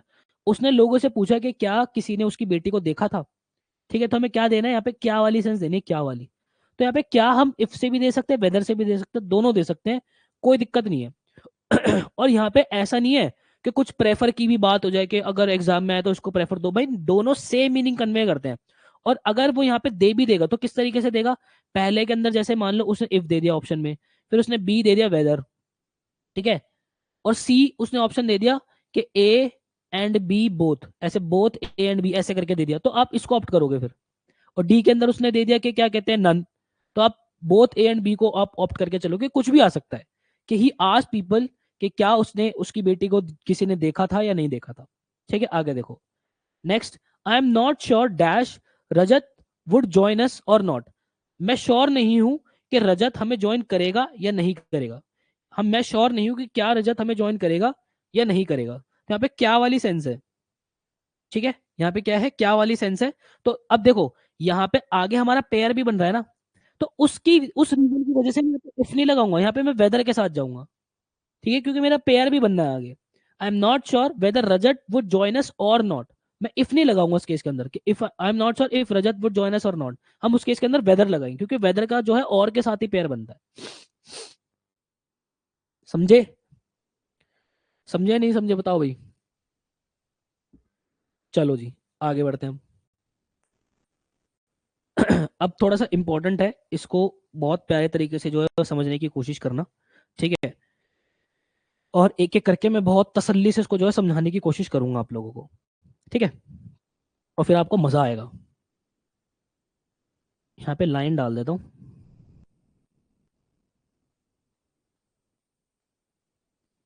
देखो भाई, ये जो अपने दोनों, मैंने आपको एक एक बताया आपका ग्रुप वन। ठीक है, ये अपना ग्रुप टू, ये अपना ग्रुप थ्री, और ये अपना ग्रुप फोर। चार ग्रुप मैंने बताए हैं। तो यहाँ पे ये जो दो ग्रुप है ना, ये जो अपने दो ग्रुप है, ये दो ग्रुप आपके सिंपल सेंटेंसेस के अंदर इस्तेमाल होंगे, मतलब कि यहाँ पे कोई भी कॉन्ट्रडिक्शन नहीं होगी। क्या बात करो, क्लियर होगा। और जब कभी भी ये ग्रुप थ्री और ग्रुप फोर वाली हमारी कंजंक्शन आएगी, ये है क्या, सारी कंजंक्शन है। ठीक है, जब कभी भी ग्रुप थ्री या फिर ग्रुप फोर वाली कंजंक्शन आएगी तो यहाँ पे हमेशा से कॉन्ट्रडिक्शन होगी, सेंटेंसेस के बीच में क्या होगी, कॉन्ट्रडिक्शन होगी। ठीक है, तो यहाँ पे है क्या, यहाँ पे जब कभी भी मैं एज लगा रहा हूँ, बिकॉज लगा रहा हूँ, सिंस लगा रहा हूँ या फॉर लगा रहा हूँ, ये मेरे सिंपल सेंटेंस के साथ ही लगेंगे हमेशा से। लेकिन सिंपल सेंटेंस में जब कभी भी मुझे कोई कारण देना पड़ेगा, कोई रीजन देना पड़ेगा, उसके साथ में ये जो है कंजंक्शन लगाऊंगा ग्रुप वन वाली। और ग्रुप टू वाली में कब लगाऊंगा, जब मुझे किसी चीज का रिजल्ट देना हो, देखो सेंटेंस के अंदर क्या होता है, किसी चीज का एक तो कारण होता है, फिर उसका रिजल्ट क्या निकला वो होती है, ये दो चीजें होती है। जब कभी मुझे रिजल्ट देना होगा तो मैं ग्रुप टू वाली लगाऊंगा, और यहाँ पे हमारी कोई भी कॉन्ट्रडिक्शन नहीं होगी। ये बात आपको बहुत बहुत तसल्ली से जो है समझ में आएगी अभी जब मैं सेंटेंस लूंगा। देखो मैंने सेंटेंस लिया, ग्रीन कलर लेते हैं, मैंने बोला I did not come to office because I was ill. ठीक है, I did not come to office, मैंने क्या लगाया, अब बिकॉज लगाया मैंने यहाँ पे ये वाला, बिकॉज आई वॉज इल। अब अगर तुम इस सेंटेंस को ध्यान से देखोगे तो यहाँ पे है क्या माजरा, I did not come to office, मैं ऑफिस नहीं आया क्योंकि मैं बीमार था। तो ये आई वॉज इल जो है, दिस इज माई रीजन ना, ये मेरा रीजन हो गया। And I did not come to office, इस रीजन के जो रिजल्ट निकला, ये I did not come to office, ये मेरा रिजल्ट हो गया। मानते हो इस बात को? तो यहाँ पे बेटा जो मैंने ये बिकॉज लगाया है, ये बिकॉज मैंने क्यों लगाया है, ये बिकॉज मैंने इस रीजन से पहले लगाया है। ठीक है, यहाँ पे जो भी हमारी कंजंक्शन लगती है उसके बाद वाले सेंटेंस के लिए लगती है वो। तो यहाँ पे आई वॉज इल था, इसलिए मैंने यहाँ पे बिकॉज लगाया है। और यहाँ पे कोई भी जो है कॉन्ट्रडिक्शन भी नहीं है। मैंने आपको क्या बोला, सेंटेंस जो है वो सिंपल होगा, कोई कॉन्ट्रडिक्शन नहीं होगी। भाई देखो, अगर जो है कोई बीमार पड़ेगा तो वो जाहिर सी बात है ऑफिस नहीं जाएगा, तो सेंटेंस भी मेरा सिंपल है। हाँ या ना, इतनी बात आपको समझ में आती है? इतनी बात आपको थोड़ी बहुत समझ में आती है तो एक हार्ट का इमोजी भेजना जरा चैट के अंदर, फिर और आगे बढ़ूंगा।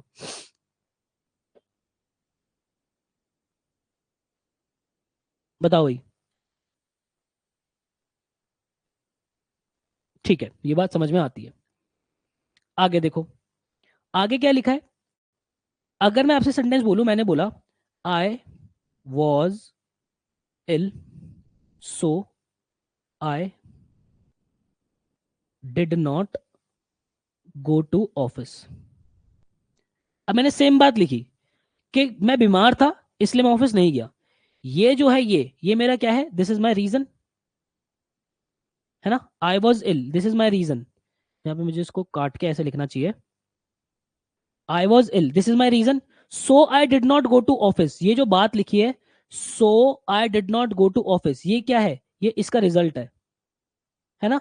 तो जब भी मुझे रिजल्ट के साथ कोई कंजंक्शन लिखनी होगी तो मैं इस ग्रुप के ग्रुप टू वाली हिसाब से लिखूंगा। मैं सो लगा सकता हूँ, हेंस लगा सकता हूँ, therefore, that is why, ये सब लगा सकता हूँ। ठीक है। तो और सेंटेंस क्या है, सिंपल। अब मैंने आपको, मैं चीजों को कंक्लूड कर रहा हूँ इन दो दो हिसाब से। हमारे पास दो ग्रुप है, ग्रुप वन और ग्रुप टू। ये ग्रुप वन और ग्रुप टू वाली जो कंजंक्शन है ये सिंपल सेंटेंसेस के साथ आती है। ठीक है, सिंपल सेंटेंसेस मतलब कि वहां पे कोई भी कॉन्ट्रडिक्शन नहीं होगी। ठीक है, जिस फ्लो के अंदर सेंटेंस चल रहा है उसी फ्लो के अंदर अपना बढ़ता रहेगा, सिंपल सी बात होगी। जब कभी भी मुझे रीजन के साथ कोई कंजंक्शन लगानी है तो मैं ग्रुप वन वाली लगाऊंगा, मतलब कि एज, बिकॉज, सिंस या फिर फॉर लगाऊंगा। लेकिन जब कभी भी मुझे किसी रिजल्ट के साथ कंजंक्शन लगानी है तो मैं वहां पे क्या लगाऊंगा, ग्रुप टू वाली लगाऊंगा, so, hence, therefore, that is why. ये बात हमें समझ में आती है, ये बात हमें समझ में आती है सर। ठीक है। आगे देखो, ग्रुप नंबर थ्री और ग्रुप नंबर फोर जो होगा ना, यहाँ पे सेंटेंसेस के अंदर हमेशा से क्या आएगी, कॉन्ट्रडिक्शन आएगी। क्या आएगी, हमेशा से सेंटेंसेस में कॉन्ट्रडिक्शन आएगी। क्या बात करो, इस बात को समझते, जैसे कि मैंने बोला although he was ill he went to office. मैंने क्या बोला, although he was, all दो ही वॉज इल। ठीक है, एक सेकंड में थोड़ा साफ साफ लिख लूं, अरे क्या हो गया, ऑल दो ही वॉज इल,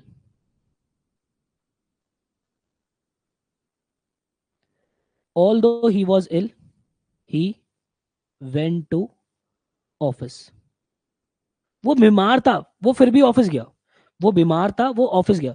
तो यहाँ पे देखो, ये although he was ill he went to office, दोनों बातों के अंदर क्या कॉन्ट्रडिक्शन है, कि भाई जब कोई बीमार था तो वो छुट्टी करता है, वो ऑफिस थोड़ी ना जाता है, बात के अंदर कॉन्ट्रडिक्शन है। और यहाँ पे ही वॉज इल, ये क्या है, मेरा रीजन है, दिस इज माई रीजन। तो जब कभी भी रीजन के साथ हमें सेंटेंस के अंदर कॉन्ट्रडिक्शन आ जाए, मुझे रीजन के साथ कोई कंजंक्शन लगानी होती है, तो फिर मैं क्या लगाता हूँ, ऑल दो, वाइल, हाउ एवर, ये लगाता हूँ। ये समझे? ऐसे ही ग्रुप नंबर फोर क्या होता है, क्योंकि मेरे पीछे छुप रहा है तो मैं जरा स्क्रीन से आउट होता हूँ। यहाँ पे मैं क्या लिखूंगा, ही वॉज इल, थोड़ा नीचे की तरफ लिखते हैं, he was ill but he went to office. यहां पर भी क्या है, सेंटेंस के अंदर कॉन्ट्रडिक्शन है। ये मेरा क्या है, ये मेरा रीजन है ना। He went to office, this is my result. तो यहाँ पे जब कभी भी मुझे कॉन्ट्रडिक्शन आ जाए और मुझे रिजल्ट के साथ कंजंक्शन लगानी है, तो मैं बट, स्टिल, येट, नेवरदलेस, ये सारे लगाता हूँ, ये सारी चीजें लगाता हूँ। तो मैं चीजों को प्रॉपर पूरा कंक्लूड करूंगा। देखो भाई, सेंटेंसेस दो तरीके के होते हैं, या तो सेंटेंस सिंपल होगा या सेंटेंस कॉन्ट्रडिक्ट कर रहा होगा। अगर सेंटेंस सिंपल है और मुझे रिजल्ट चाहिए, मुझे रिजल्ट के साथ कंजंक्शन लगाना है, तो एज, बिकॉज, सिंस या फिर फॉर लगाऊंगा। अगर सेंटेंस मेरा सिंपल है, मुझे जो है वो रिजल्ट के साथ कंजंक्शन लगानी है, तो मैं for, hence, therefore, that is why लगाऊंगा। अगर सेंटेंस के अंदर कॉन्ट्रडिक्शन है, तो और मुझे जो है रीजन के साथ जो है कंजंक्शन लगानी, तो मैं क्या लगाऊंगा, ऑल्दो, दो, वाइल, हाउ एवर। अगर सेंटेंस के अंदर कॉन्ट्रडिक्शन है और मुझे रिजल्ट के साथ कंजंक्शन लगानी, तो मैं क्या लगाऊंगा, बट, स्टिल, येट, नेवरदलेस।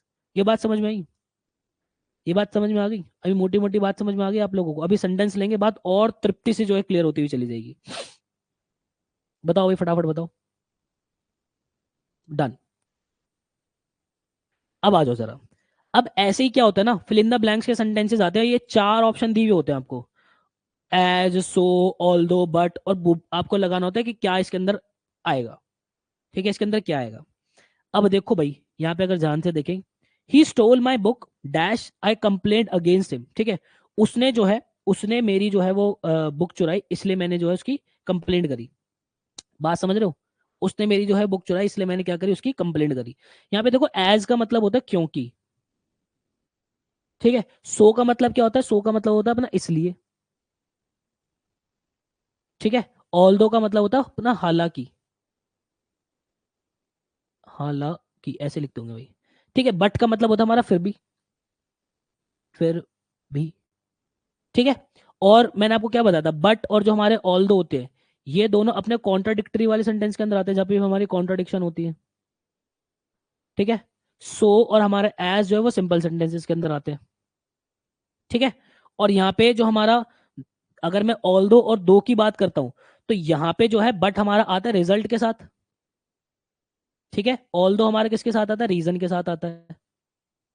ठीक है, अगर मैं एज और सो की बात करता हूं, तो एज मेरा आता है रीजन के साथ, एज आता है मेरा रीजन के साथ, और सो आता है मेरे किसके साथ, रिजल्ट के साथ। यही वाली बात है, ये बात आपके दिमाग के अंदर चिपक गई होगी। हाँ सर, चिपक गई। आगे देखो, he stole my book, dash, I complaint against him. उसने मेरी किताब चुराई, इसलिए मैंने उसकी कंप्लेंट की। तो इसका मतलब क्या, आपके दिमाग के अंदर क्या आएगा, सेंटेंस सिंपल है भाई, अगर कोई चोरी करेगा तो कंप्लेंट तो होगी होगी, तो सेंटेंस सिंपल है। तो यहाँ पे क्या होगा, मेरे को, मेरे दिमाग में है कि यहाँ पे एज या फिर सो में से कुछ ना कुछ आना है, एज या फिर सो में से कुछ ना कुछ आना है। ये क्या है, ही स्टोल माई बुक। ठीक है, ये मेरा क्या है, दिस इज माई रीजन, ये मेरा रीजन है, और उसका रिजल्ट ये है कि मैंने कंप्लेंट की है। ठीक है, तो रिजल्ट के साथ मुझे चाहिए, तो रिजल्ट के साथ मैं क्या लगाऊंगा, सो लगाऊंगा। ठीक है भाई, he stole my book, so I complaint against him. आगे देखो, he has a lot of money, dash, he won't help us. उसके पास बहुत सारा पैसा है, लेकिन वो हमारी मदद नहीं करेगा। तो कॉन्ट्रडिक्शन है, तो कॉन्ट्रडिक्शन के अंदर हमारा क्या आएगा, ऑल दो या फिर बट आएगा, ऑल दो या फिर बट आएगा हमारा कॉन्ट्रडिक्शन के अंदर। अब कॉन्ट्रडिक्शन के अंदर हमारा ऑल दो या फिर बट आएगा, और मैंने देखा कि ये हमारा रीजन है कि भाई बहुत सारा पैसा है लेकिन मदद नहीं करेगा, ये रिजल्ट है, रिजल्ट ये है कि वो मदद नहीं करेगा। तो हमें क्या लगाना पड़ेगा, बट लगाना पड़ेगा, but he won't help us. ठीक है, आगे देखो, dash, he had a lot of money, he won't help us. उसके पास बहुत सारा पैसा है, दिस इज द रीजन, लेकिन वो हमारी मदद नहीं करेगा। सेम चीज, सेम चीज। तो हमें यहाँ पे क्या लगाना पड़ेगा, क्योंकि मुझे रीजन के साथ कॉन्ट्रडिक्शन दिखाने, तो मैं क्या लगाऊंगा, ऑल द लगाऊंगा। ऑल दो he has a lot of money, he won't help us. बहुत इंपॉर्टेंट चीज है, बहुत इंपॉर्टेंट, मतलब हद इंपॉर्टेंट चीजें हैं जो मैं करा रहा हूं अभी आप लोगों को। आगे देखो, the company was paying him well, company उसको बहुत अच्छा पे कर रही थी, डैश, ही लेफ्ट इट, फिर भी उसने छोड़ दिया। तो कंपनी बहुत अच्छा पे करते तो लोग अक्सर नहीं छोड़ते, लेकिन उसने फिर भी छोड़ दिया। यहाँ पे क्या है, कॉन्ट्रडिक्शन है। ठीक है, तो कॉन्ट्रडिक्शन है, तो ऑल दो या फिर बट में से कुछ आएगा। यहाँ पे दिस इज माई रिजल्ट, उसने छोड़ दिया, ये मेरा रिजल्ट है, तो रिजल्ट है, तो यहाँ पे मेरा क्या आएगा, बट आएगा। The company was paying him well but he left it. आगे देखो, dash, the company was paying him but, dash, dash, the company was paying him well, he left it. Again same बात है। अब मुझे contradiction दिखाने किसके साथ, reason के साथ, तो मैं यहाँ पे क्या लगाऊंगा, ऑल दो लगाऊंगा।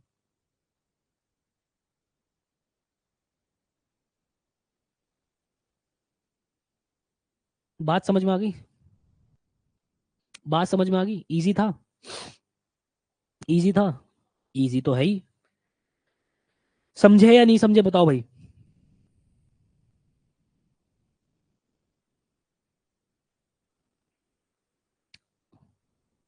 ठीक है। बाकी का है भाई। डन। आगे देखो भाई। वही अगेन एज सो ऑल दो बट इसकी बात करनी है हमने। क्या लिखा है, dash he does not come on time, the boss often scolds him. ठीक है, यहाँ पे क्या है, वो टाइम पे नहीं आता, बॉस उसको नहीं डांटते। कॉन्ट्रडिक्शन है। कॉन्ट्रडिक्शन है तो बट या फिर ऑल दो में से कोई एक आएगा।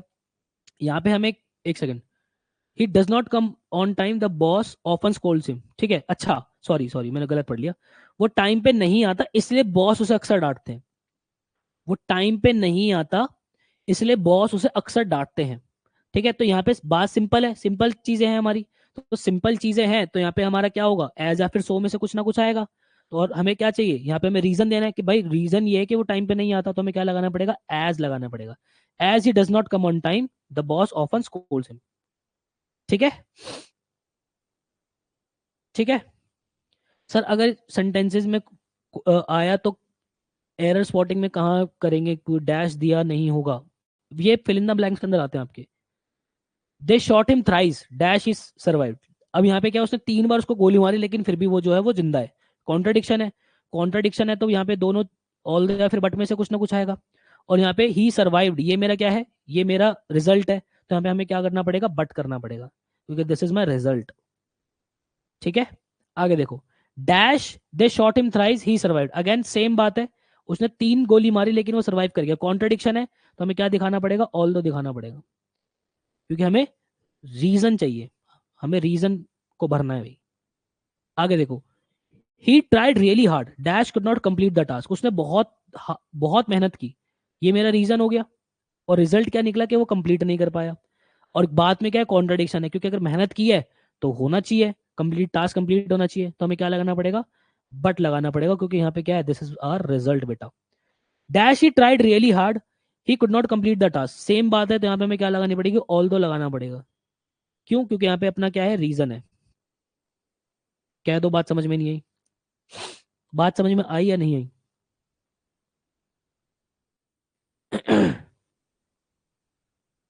चलो,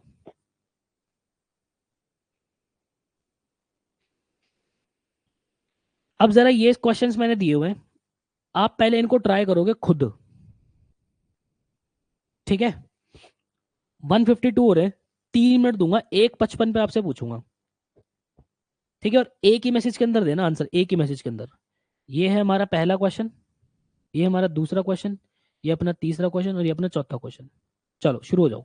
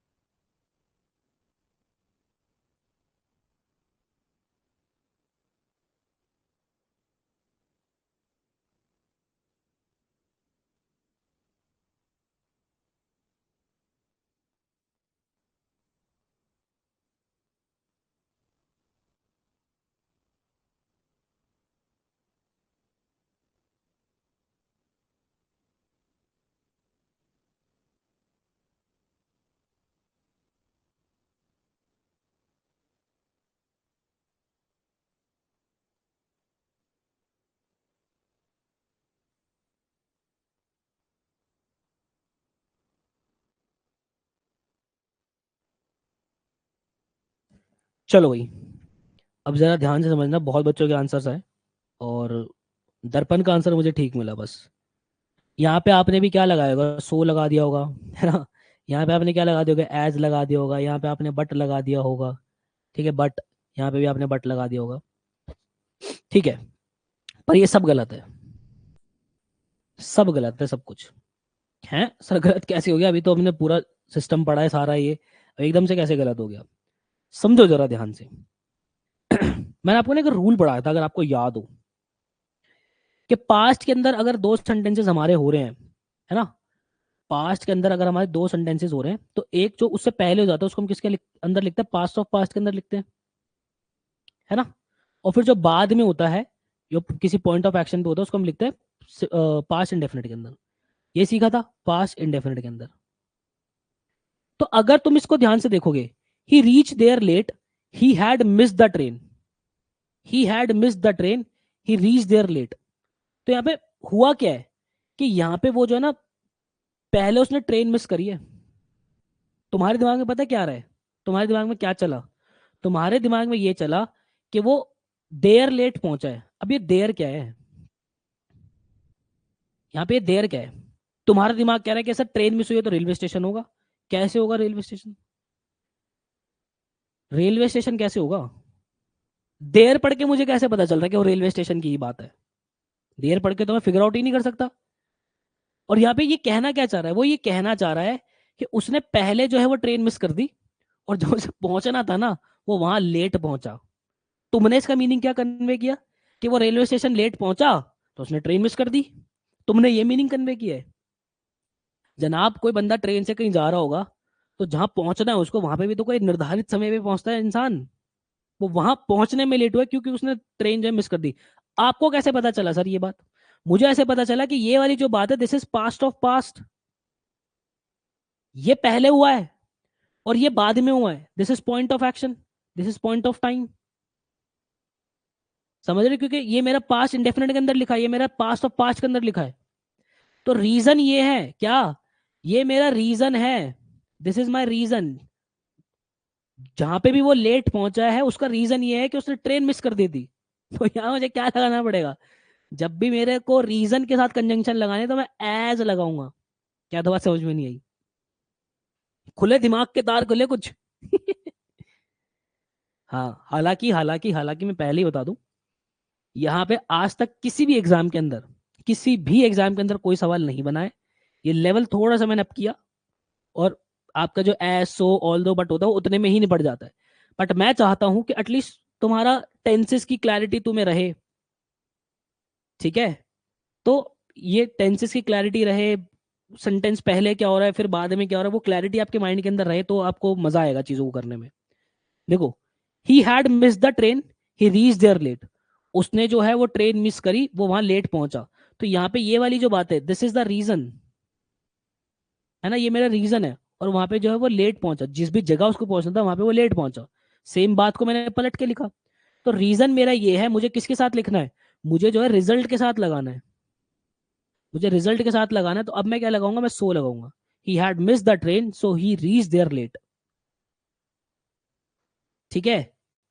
आगे देखो, he miss the train dash he had reach there on time. इसका मतलब क्या है, अब यहाँ पे देखो, he had reached there on time, वो वहां टाइम से पहुंच गया था, उसने ट्रेन मिस कर दी। अब मैं यहाँ पे जो है फिगर आउट कर सकता हूँ कि ये जो देर है वो रेलवे स्टेशन के लिए ही लगा है, क्योंकि वो पहले टाइम पे पहुंचा है, क्योंकि वो पहले टाइम पे पहुंचा। तो सर अब बच्चे बोलेंगे सर अगर टाइम पे पहुंच गया तो सर ट्रेन कैसे मिस करेगा। भाई बहुत सी चीजें होती है, हो सकता है कि वो रेलवे स्टेशन टाइम पे पहुंच गया हो, वो कोई सामान वामान लेने उतर गया हो, पानी की बोतल लेने निकल गया हो, पीछे से ट्रेन निकल गई हो, वो रेलवे स्टेशन टाइम पे पहुंचा, उसने ट्रेन मिस कर दी। तो ये मेरा क्या है, he had reach there on time, this is the reason, ठीक है। और ये ही मिस द ट्रेन, ये मेरा रिजल्ट है, ठीक है। तो सर आप अब आपके दिमाग में चलेगा कि सर टाइम पे पहुंचना रीजन कैसे हो सकता है, मतलब ट्रेन मिस करने का रीजन टाइम पे पहुंचना क्यों हो सकता है। थोड़ी सी फीलिंग भी समझनी पड़ेगी मेरी। यहाँ पे सेंटेंस कन्वे आपको ये कर रहा है कि वो पहले टाइम पे पहुंच गया है, लेकिन उसने ट्रेन मिस कर दी, ठीक है। तो हमें यहाँ पे क्या लगाना पड़ेगा, यहाँ पे हमें ऑल दो लगाना पड़ेगा, क्योंकि यहाँ पे हमें रीजन के साथ कंजंक्शन लगानी पड़ी है। अब देखो, he miss the train although he had reach there on time, वो उसने ट्रेन मिस कर दी, लेकिन वो वहां टाइम पे पहुंच गया था। हालांकि वो वहां पे टाइम पे पहुंच गया था, उसने ट्रेन मिस कर दी, हालांकि वो वहां पे टाइम पे पहुंच गया था। अब आपको पूरी पिक्चर क्लियर हो गई होगी। हाँ सर क्लियर हो गई। आगे देखो, he reach there on time, he had miss the train. इसका मतलब ये है कि भाई यहाँ पे उसने पहले जो है वो ट्रेन मिस कर दी, और वो वहां पे टाइम पे पहुंच गया। वहां पे टाइम पे पहुंच गया मतलब कि भाई उसको जहां पहुंचना था वो वहां पे जो है टाइम पे पहुंच गया, लेकिन उसने ट्रेन मिस कर दी। हो सकता है ना कि भाई ट्रेन अगर मिस कर दी तो बंदा बाहर आके कैब वैब करके निकल गया हो। तो दिस इज द रीजन, है ना। और यहाँ पे मेरा क्या है, ये रिजल्ट है। ठीक है, तो हमें क्या लगाना पड़ेगा यहाँ पे, ऑल दो लगाना पड़ेगा। ठीक है, क्योंकि कॉन्ट्रडिक्शन भी है। He reach there on time although he had miss the train. Raghav के सही थे, बिल्कुल सही थे, राघव के सही थे। समझे हो, सारे सारे जन इस बात को समझे हो। हालांकि यहाँ से पेपर के अंदर सवाल नहीं बना, ऑल दो, बट, सो, एज, यहाँ से जितना आपका सवाल पेपर के अंदर आ सकता है मैं पहली वाली स्लाइड्स के अंदर ऊपर आपको करा चुका हूँ। ठीक है, चलो जी आगे की ओर प्रस्थान करते हैं। अब यहाँ देखते हैं, I did not go to office dash I was ill. मैं जो ऑफिस नहीं गया क्योंकि मैं जो बीमार था। तो यहाँ पे बीमार था, सिंपल सेंटेंस है पहली बात, तो कोई कॉन्ट्रडिक्शन नहीं है। यहाँ पे ऑल दो और बट तो आने सर, इसको हटा दो भाई। अब यहाँ पे जो है मुझे क्या देना है, मुझे रीजन देना है। तो अगर मुझे यहाँ पे क्या देना है, मुझे रीजन देना है। तो रीजन के साथ हम क्या लगाते हैं, फॉर लगाते हैं। बिकॉज हम किसके साथ लगाते हैं, देखो भाई यहाँ पे अगर आपको याद नहीं आ रहा तो मैं आपको दिखा दूं। जो हमारा बिकॉज आता है वो रीजन के साथ लगाते हैं। ठीक है, एक सेकंड। बिकॉज अपन जो है वो रीजन के साथ लगाते हैं। ठीक है, और रिजल्ट के साथ आता है हमारा सो, हेंस, देयरफॉर। और मुझे क्या चाहिए, I did not go to office dash I was ill, this is my reason. तो बिकॉज आई वॉज इल कर देंगे। ठीक है, हम क्या कर देंगे, बिकॉज आई वॉज इल। क्या कर देंगे अपन, बिकॉज आई वॉज इल। ठीक है, मुझे इसके अंदर कुछ गड़बड़ क्यों लग रही है। I did not go to office, this is my result. ठीक है, I was ill, this is my reason. एक सेकंड रुकना, मैंने कुछ गड़बड़ तो नहीं कर दी। सही है, बिकॉज ही आएगा। बिकॉज ही आएगा। और जहां तक मुझे याद आ रहा है शायद, एक बार ना पुराना वाला लेक्चर उठा के देख लेना, मैंने यहाँ पे क्या करवा दिया। पुराने लेक्चर में मैंने शायद यहाँ पे फॉर करवाया है। शायद मैंने फॉर करवा दिया पुराने वाले लेक्चर के अंदर, मेरे को याद नहीं आ रहा एकदम क्लियरली। एक बार नोट्स खोल के देखोगे सर, बट ऑप्शन में ए और बी में क्या सर, ऑप्शन में ए में से और बी में से सो, ए और बी में से, ए और बी में से। नोट्स में एज है, नोट्स मैंने एज लिखवाया है। दर्पण कह रहे सर मैंने फॉर कराया है। इसको ना करेक्ट करके बिकॉज ही कर लेना। ए और बी में से अपना बिकॉज ही आना चाहिए। एक सेकंड रुकना, for, okay okay okay okay, ये फॉर भी तो यहीं पे अपना फॉर, और ये अपना क्वेश्चन की फ्रेमिंग गलत कर दी यार अपन ने। ये क्वेश्चन की फ्रेमिंग ही गलत कर दिया अपन ने, फॉर डाल दिया यहाँ पे। यहाँ पे फॉर डाल देना, ए और बी, सी ठीक कह रहे थे। यहाँ पे अपन ने फॉर डाल दिया। यहाँ पे कुछ और लिख लो, यहाँ पे कुछ और लिख लो। ठीक है, तो अपना बिकॉज आएगा। यहाँ पे अपना बिकॉज आएगा। और अगर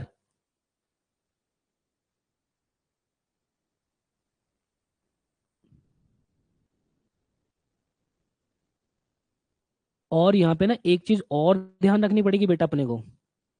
यहाँ पे एक चीज अपने को ध्यान रखनी पड़ेगी, सुनो ध्यान से, क्या मान रहा है ये, इस बात को समझो जरा पहले। फॉर मैंने, मेरे को याद आ गया मैंने क्यों लिखा यहाँ पे, मेरे को याद आ गया मैंने क्यों लिखा। ध्यान रखना, मैंने आपको अभी वो पढ़ाई थी, कोऑर्डिनेट कंजंक्शंस पढ़ाई थी, फैन बॉयज, है ना। फैन बॉयज अपन ने पढ़ी थी भी, फॉर एंड, है ना, ये सब हमने पढ़ा था। तो ध्यान रखना, जब कभी भी हमारी कोऑर्डिनेट कंजंक्शंस आती है तो वहां पे सेंटेंस डिपेंड नहीं करता, सेंटेंस किसी पे भी डिपेंड नहीं करता। ठीक है, वहां पे दोनों सेंटेंस इंडिपेंडेंट होते, अलग अलग होते, ये बात सीखी थी। हाँ सर सीखी थी। एक चीज और ध्यान रखनी, जो कि शायद मैं आपको वहां बताना भूल गया, उस लेक्चर के अंदर ही मुझे बता देनी चाहिए थी बात। जब कभी दो क्लॉजेज आपके आते हैं तो यहाँ पे क्या होता है, एक कॉमा लगा होता है। यहाँ पे एक कॉमा लगा होता है, अगर आपका एक कॉमा लगा है ना, तो उसके आगे ये बात तय है, ये बात तय है कि आपकी आगे कोऑर्डिनेट कंजंक्शन ही आएगी। ये बात तय है कि उसके आगे आपकी कोऑर्डिनेट कंजंक्शन ही आएगी अगर कॉमा लगा है। तो इस सेंटेंस को अगर आप ध्यान से देखोगे, देखो, I did not go to office comma I was ill. ठीक है, तो यहाँ पे तय है कि यहाँ पे जो भी मेरी कंजंक्शन आएगी वो कोऑर्डिनेट कंजंक्शन ही आएगी। और जो मेरा बिकॉज है, यहाँ पे देखो जरा, यहाँ पे अगर मैं आपसे बात करूं बिकॉज की, तो बिकॉज मेरा कोऑर्डिनेट कंजंक्शन तो होता नहीं है, तो फॉर दैट रीजन मैं बिकॉज नहीं लगाऊंगा यहाँ पे। मुझे यहाँ पे क्या लगाना पड़ेगा, फॉर लगाना पड़ेगा। अब देखो ये बोलने में आपको जितना खराब लगे कि I did not go to office for I was ill, ये कोई सेंस चाहे आपके दिमाग में ना बना, but this is correct grammar. क्योंकि अगर मेरा कॉमा आ जाता है तो उसके आगे मेरी कोऑर्डिनेट कंजंक्शन ही आती है। ठीक है, हालांकि यहां से आज तक कभी किसी पेपर के अंदर सवाल नहीं बना हुआ, कभी नहीं बना। ठीक है, और वो इतना आगे तक जाएगा भी नहीं। समझे, ये बात समझे? इसलिए मैंने जो यहाँ पे फॉर करवाया है, इसलिए मैंने आपको यहाँ पे फॉर करवाया, मेरे को याद आ गया। ठीक है, कॉमा पे मेरा ध्यान ही नहीं पड़ा। सर आपने बोला था कि अगर कॉमा है तो उसके आगे बाद फॉर आएगा। हाँ दर्पण, बिल्कुल बिल्कुल यही जो आप बात कह रहे हो अभी, वही बात वही बात। सही है, नोट्स में तो टू एज ऑल दो बट के ऑप्शंस हैं, नोट्स में तो टू, टू काट दो भाई, ये यही रखो ऑप्शन, यही रखो, यही रखो। सही है, ये बात क्लियर हुई है नहीं हुई? बोलो मेरे भाई।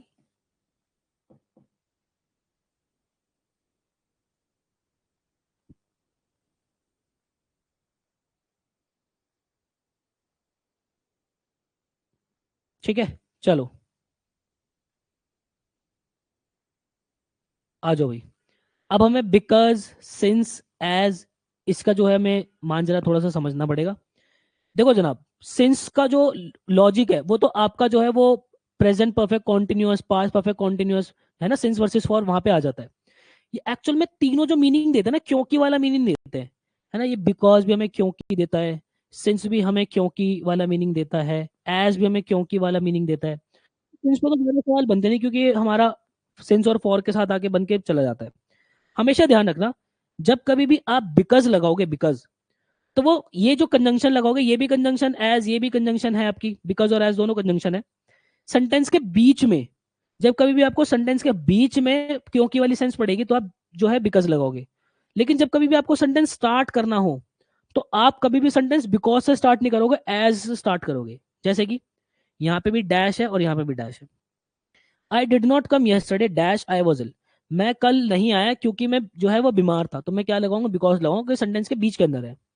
Dash I was ill I did not come yesterday, क्योंकि मैं बीमार था इसलिए मैं कल नहीं आया, तो मुझे क्या लगाना पड़ेगा, एज लगाना पड़ेगा। As I was ill I did not come yesterday. ये छोटी सी बात है, दिमाग के अंदर रखना बस। ठीक है, मंथन कह रहे कंफ्यूजन हो गई सर। कंफ्यूजन कुछ नहीं बेटा, सिंपल सी बात है। सिंपल सी बात है कि जब कभी भी दो क्लॉजेस आपके लगे हो, बीच में कॉमा लगाओ और आपको कंजंक्शन से उन दोनों को जोड़ना हो, तो कॉमा के बाद हमारी कोऑर्डिनेट कंजंक्शन ही आती है। और बिकॉज हमारा कोऑर्डिनेट कंजंक्शन होता नहीं है, फॉर हमारा कोऑर्डिनेट कंजंक्शन होता है।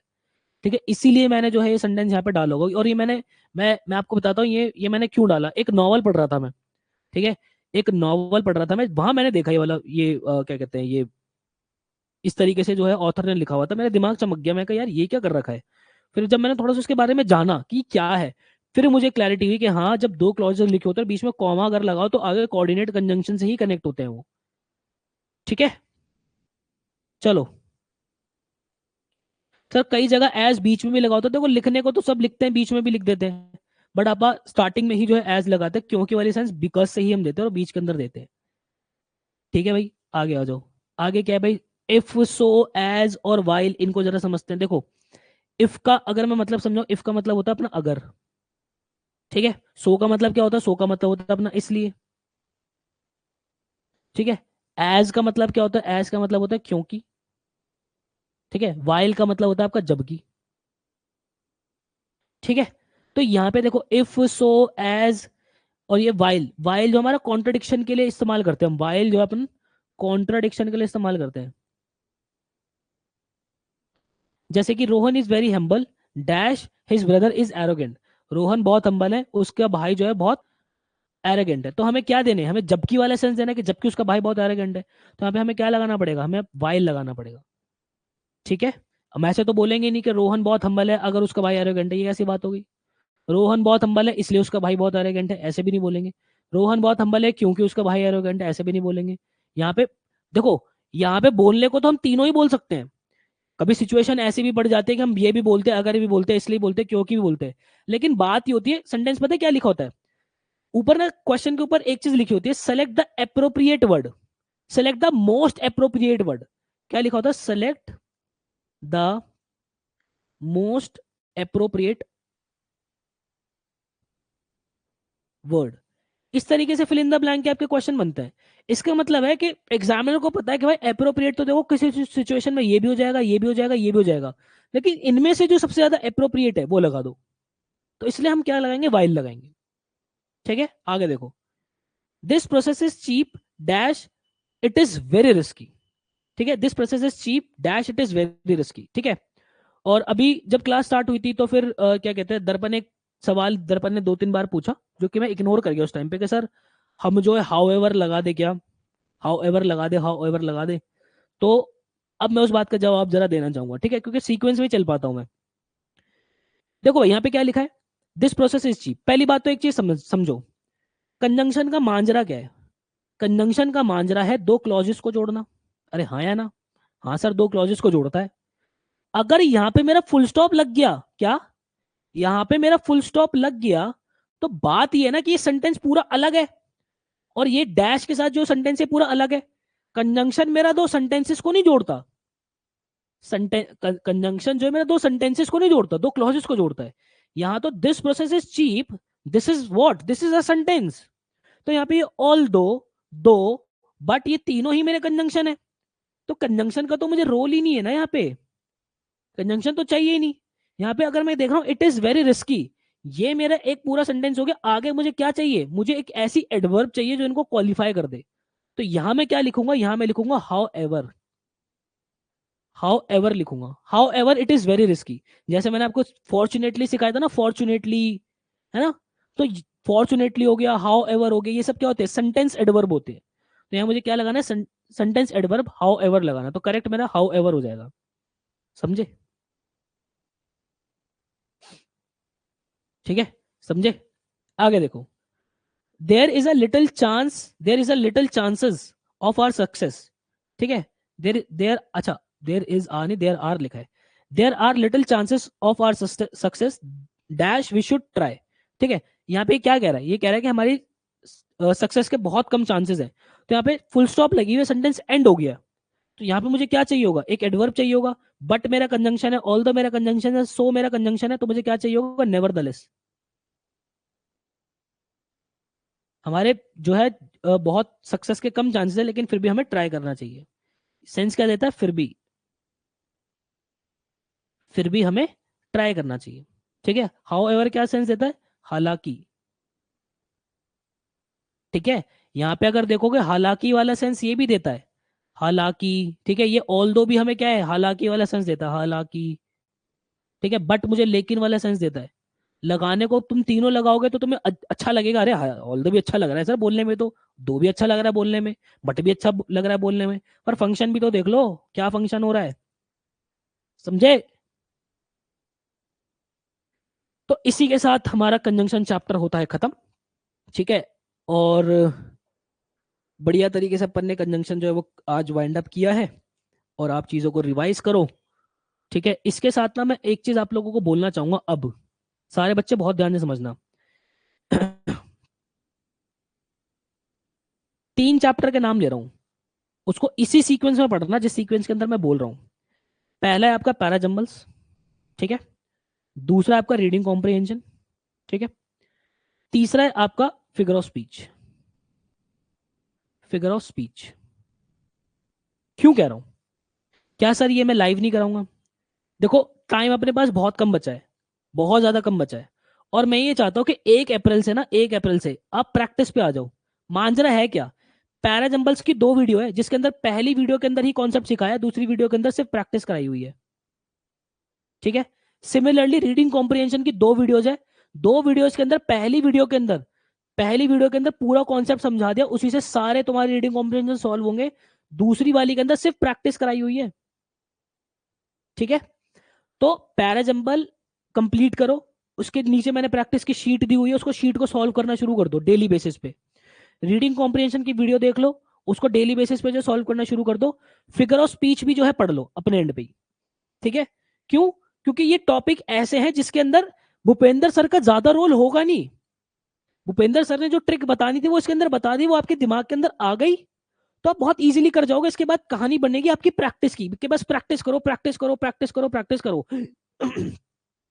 जितना प्रैक्टिस करोगे इनको उतना निखरते चले जाओगे, ठीक है।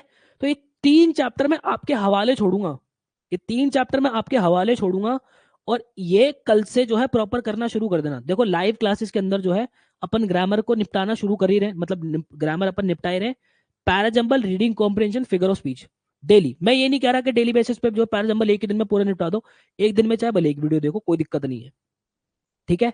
फटाफट फटाफट 2x पे सुनो और प्रैक्टिस मोड पे आ जाओ अपना। बात समझ आई सबको? बात समझ में आई?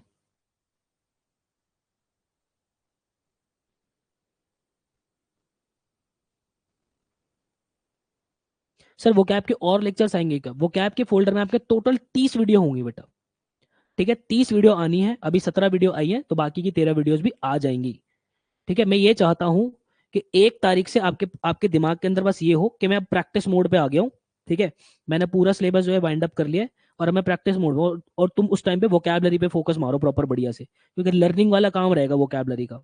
तो 1 डेढ़ महीने के अंदर वोकैबलरी तुम्हारी प्रॉपर कायदे से सज जाएगी फिर, ठीक है। हालांकि उसमें से बहुत से बच्चे काफी सारी वोकैबलरीज, फ्रेजल वर्ब्स ये सब तो कर चुके हैं, ठीक है। 10-12 लेक्चर रहेंगे अपने वोकैबलरी के, उसको करना बढ़िया से, ठीक है। चलो फिर, take care guys, bye bye bye bye bye bye, take care.